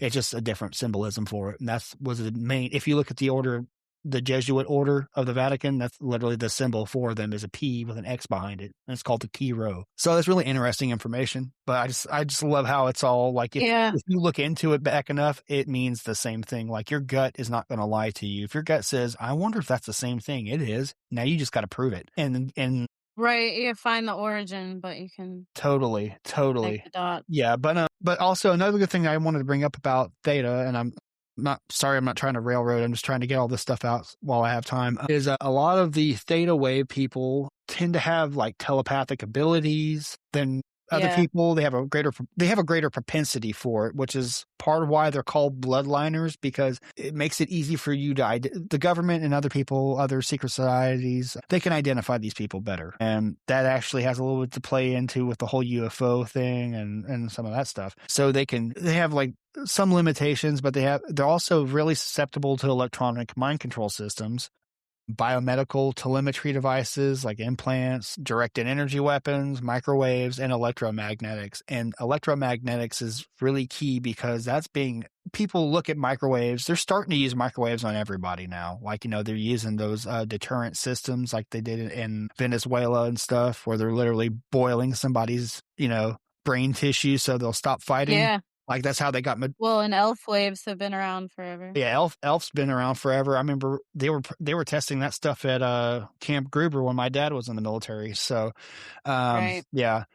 But yeah, and then electromagnetics are probably the most widely used and least understood, because people see, chemtrails, or they hear about nanotech, and they don't know the full ramifications that no, they can literally use any form of electronic disturbance to manipulate electromagnetic fields. Ley lines, part of the Earth's own magnetic structure, they can use that to mess with people specifically. Yeah. Yeah. But I think I was talking to you about that, the ley lines where Interlaken is located. Yeah, they're crazy over there. There's like a big sun of those. Yeah. There's a bad one in I want to say, God, there's a friend of mine over by Nashville. Oh yeah. I want to say in Kentucky, there's a big one over there too. But yeah, I mean it's just insane, and I think more people should actually know more about that because that has a lot to do with how people are targeted. And then the other controlled even. I mean, people that live around those parallels and stuff have frequency control mechanisms that they're not aware of. And that's also go ahead. I'm sorry. What I was wondering is, with you saying that, and you're talking about the ley lines and the aims, is there any way that could be applied to, say, a specific location, or like a store or a stadium?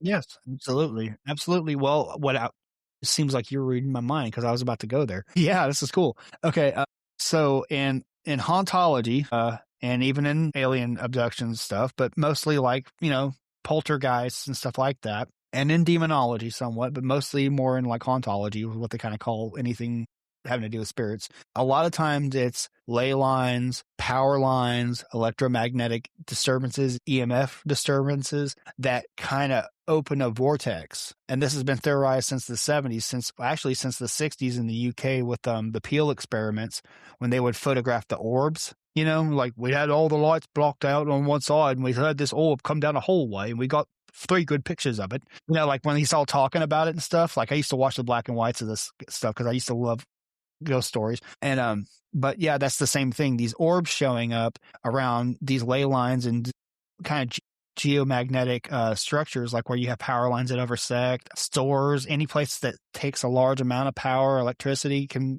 potentially be targeted or to be tuned to kind of cause more issues. It can also cause things like if you go to a certain location and you feel like physically got off the car and you step like Walmart, Nikki. I was just gonna say that, like Walmart, that happens all. Suddenly you wanted to like WWE throat slam everybody, and we look around and everyone's literally at each other's throat. I think someone had someone by the collar of their shirt.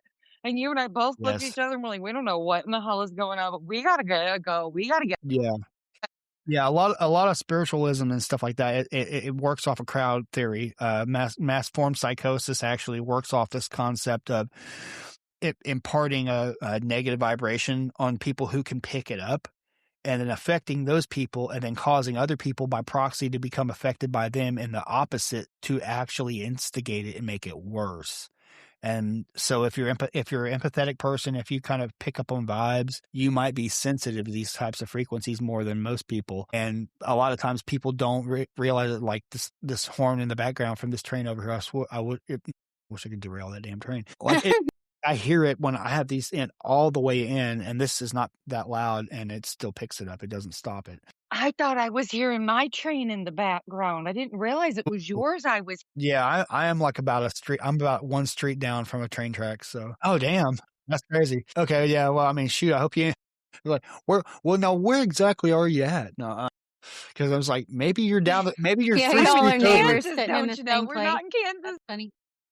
Well, shit, I'm in Oklahoma, so I mean, like, I'm just not that far. We actually technically would be neighbors if that's the case.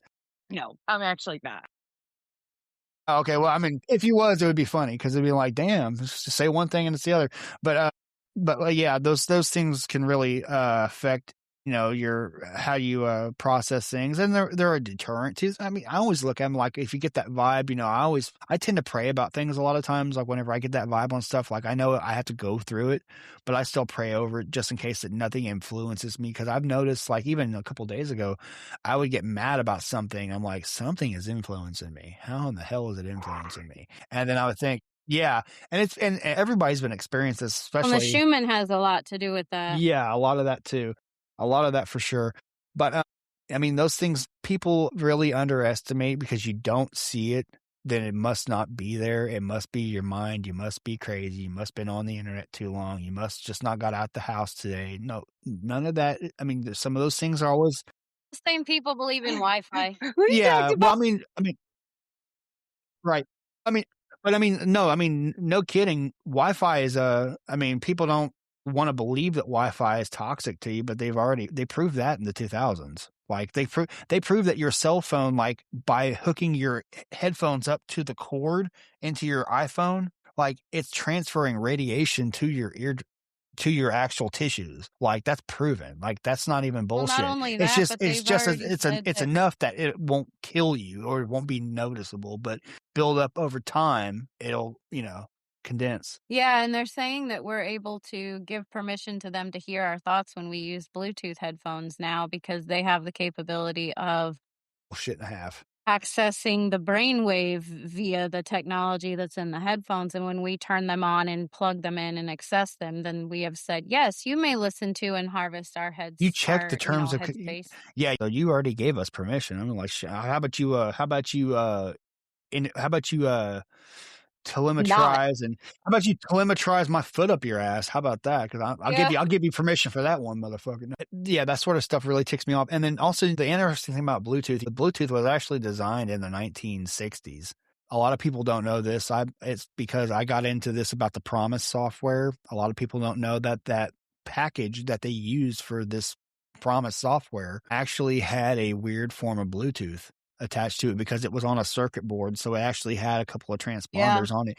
And the guy who actually invented that form of Bluetooth was a famous spook named Michael Riconosciuto.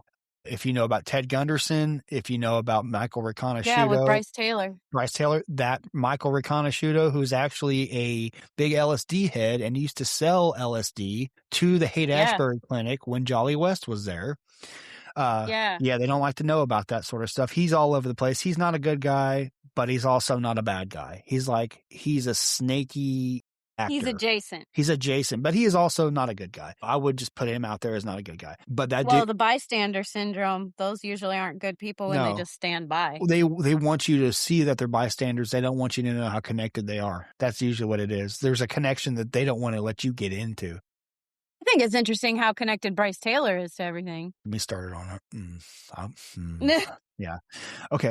But that sort of stuff is really important to understand. Like the whole Bluetooth thing is actually Soviet technology called the Thing. If you go back to, if you get on Wikipedia, look up the Thing or the Thing spy device. What that does is technically the same thing. It's a binary version of that they use with an FBI transponder to pick up the signal, so they can literally take the information out of a computer through a transponder that'll pick it up via electrostatic microphones. The way the Thing used to work is they would flash a laser into they would have a statue, a little wooden statue. All the little Soviet kids of Yugoslavia have this statue for you, Mr. President. Oh, that's really nice. I'd like to have that in the West Wing. Have it in there.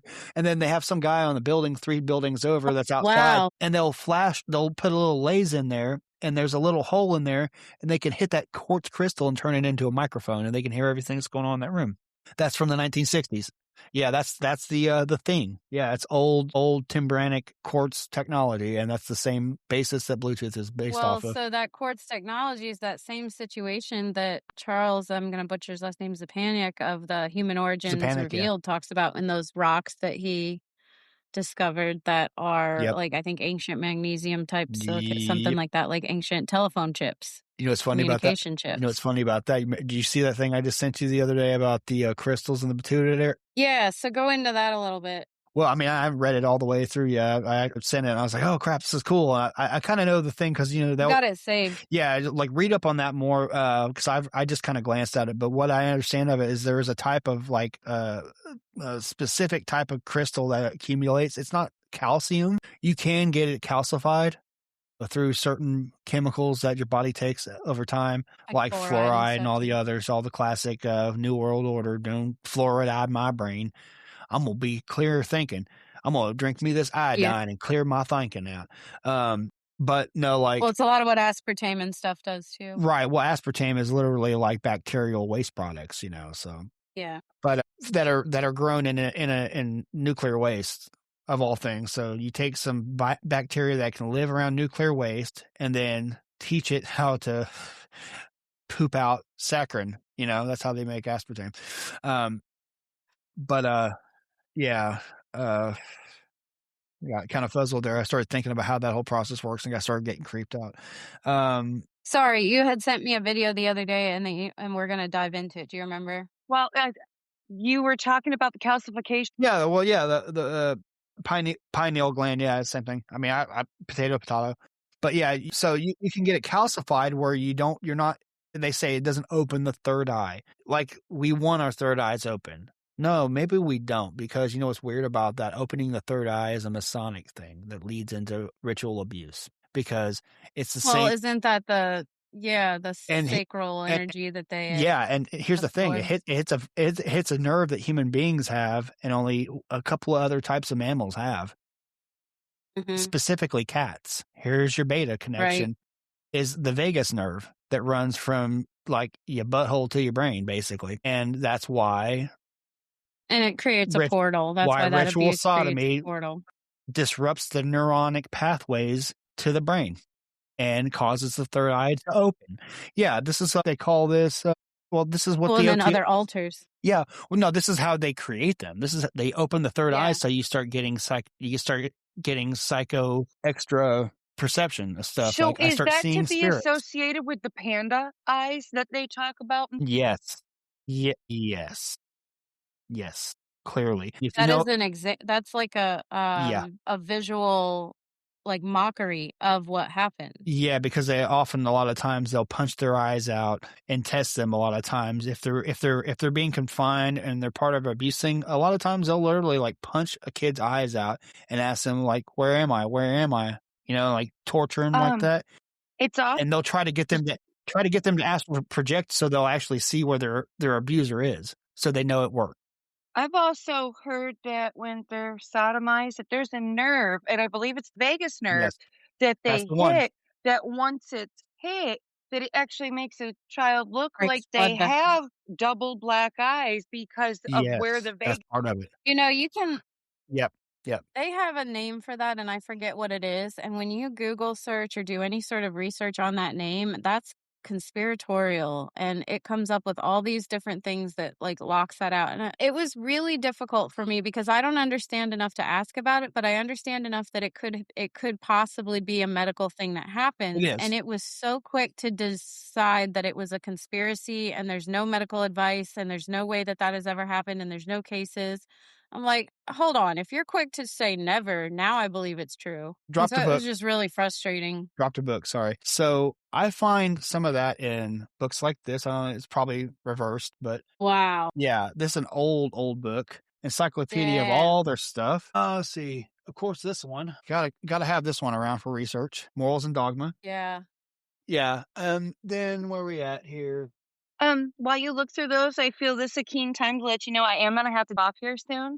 But I got a couple more minutes, but I just wanted to let you know before I permanently dip this time that hopefully we can pick this back up at another time, because oh my gosh, I have loved talking to you two together.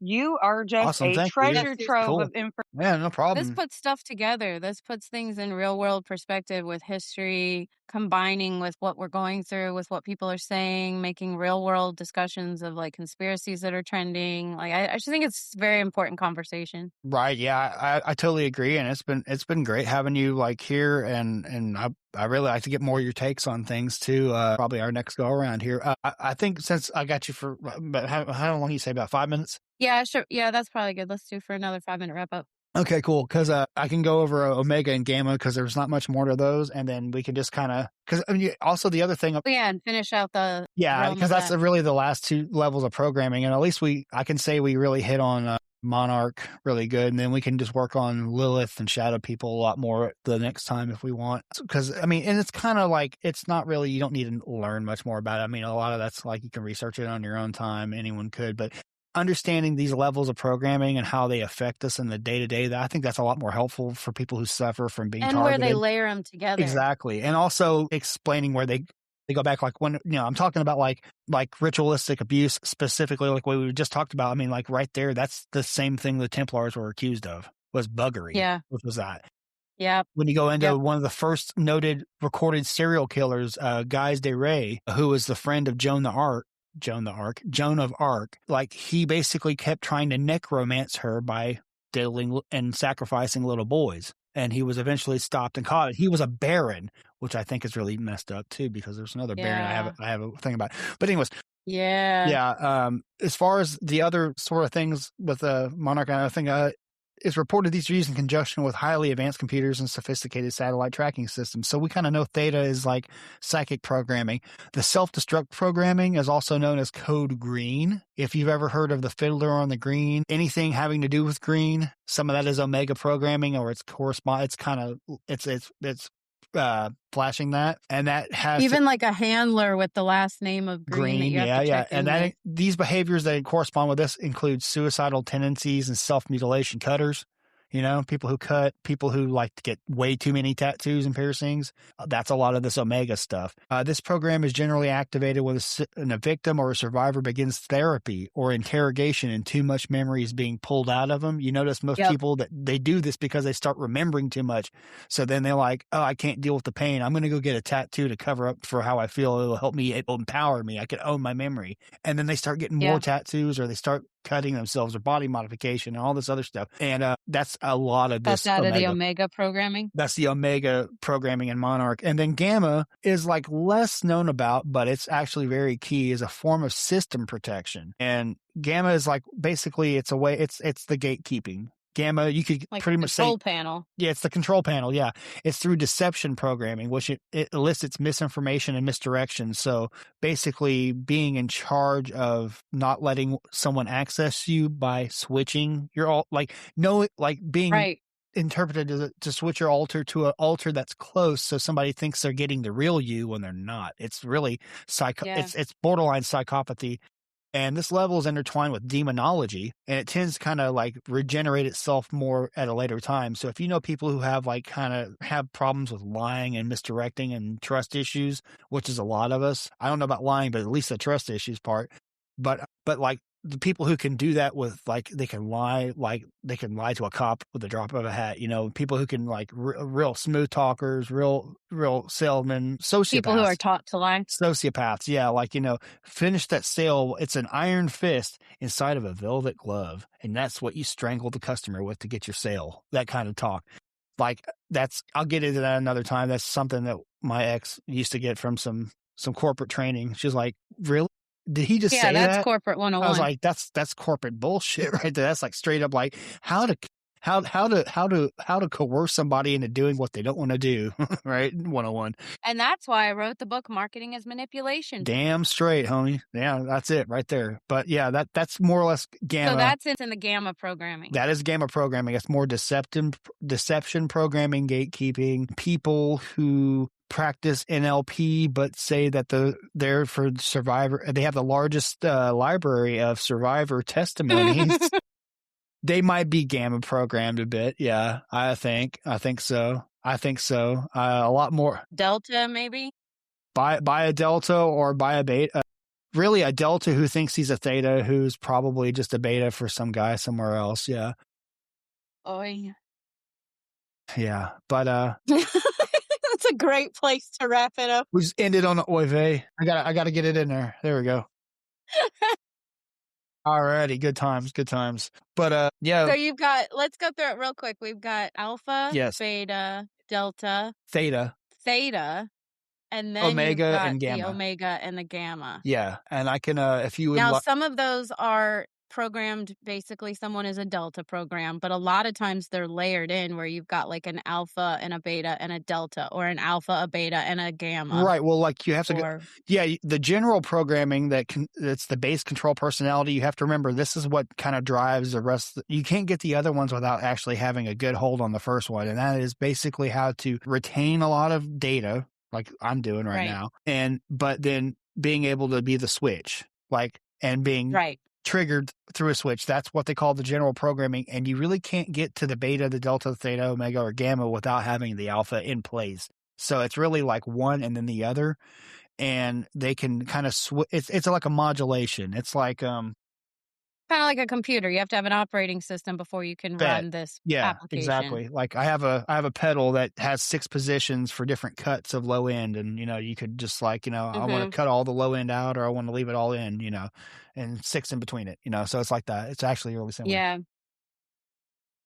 which is Very funny too. interesting. I think a lot of people can probably see where their programs and layers come in. Yeah, and you got to understand too is like, the biggest thing is to get you to doubt yourself. So your intuition should be a prime thing to go with. I mean, like a lot of people always say, well, the Holy Spirit is like your intuition, but it's better. It's like, all right, so imagine your intuition, but it knows the Bible and it tells you to look there all the time. That's really what the Holy Spirit kind of comes across a lot of times as, unless it's like directly anointing you. But day to day as a Christian, that's what I would say. It's really similar. Just, what to do intuitively, how to treat people intuitively, how to treat yourself. It's believing lies and programming and getting lost in that maze. And then you find yourself at a spot, you're like, I don't know what to do. And then you just get that thing that tells you like, hey, cheer up, dude, just go eat an apple and wake up a little bit and you'll feel better, and move around, do something important you need to do. And then your mind gets taken out of that. It's like it's your natural protective mechanism is your intuition, and you should never stop listening to it, because every time I've had anything that I was able to avoid, my intuition screamed it at me, told me, and I'd listen to it. And when I did listen to it, I was so much better off, because I wouldn't be here if it wasn't for that. That's exactly why they started attacking our thoughts with V2K, because if you can think that that was my thought coming in to tell me to do these bad things or to do this hatred of myself, then you can interrupt that, intuition call. Yeah. And the best way to do that too is that if it doesn't change how you feel about something or how you think about something, then it'll change your perception of what you think God or Jesus or divine power, how it feels about you. Like, oh, I've messed up, I've done too much. No, you've never done too much. If you can ask yourself the question, have I lost the Holy Spirit? No, you still have it. If you care, ask that self generalization, if you already, like I told my brother, how do I know I haven't grieved the Holy Spirit? I'm like, because you're worried about it, homie. If you don't care, then you probably don't got it, Right. Yeah. Yeah, there's definitely that. That's a good spot to pick it up for next time, because that's going to be a deep one. Once you've realized all the programming, you have to be able to get out of it. And it's every day too. You can get reprogrammed too. That's the thing about being a perceptive person. Yeah, nobody's immune to that. That's what we need to keep in mind. Die to yourself. No matter how every many day. handlers or money you have, you're not immune to being reaccess. Yeah, so you should always like put up a wall that's based in something that can't be touched. And for me, I believe it's my faith. It's always a good thing to do.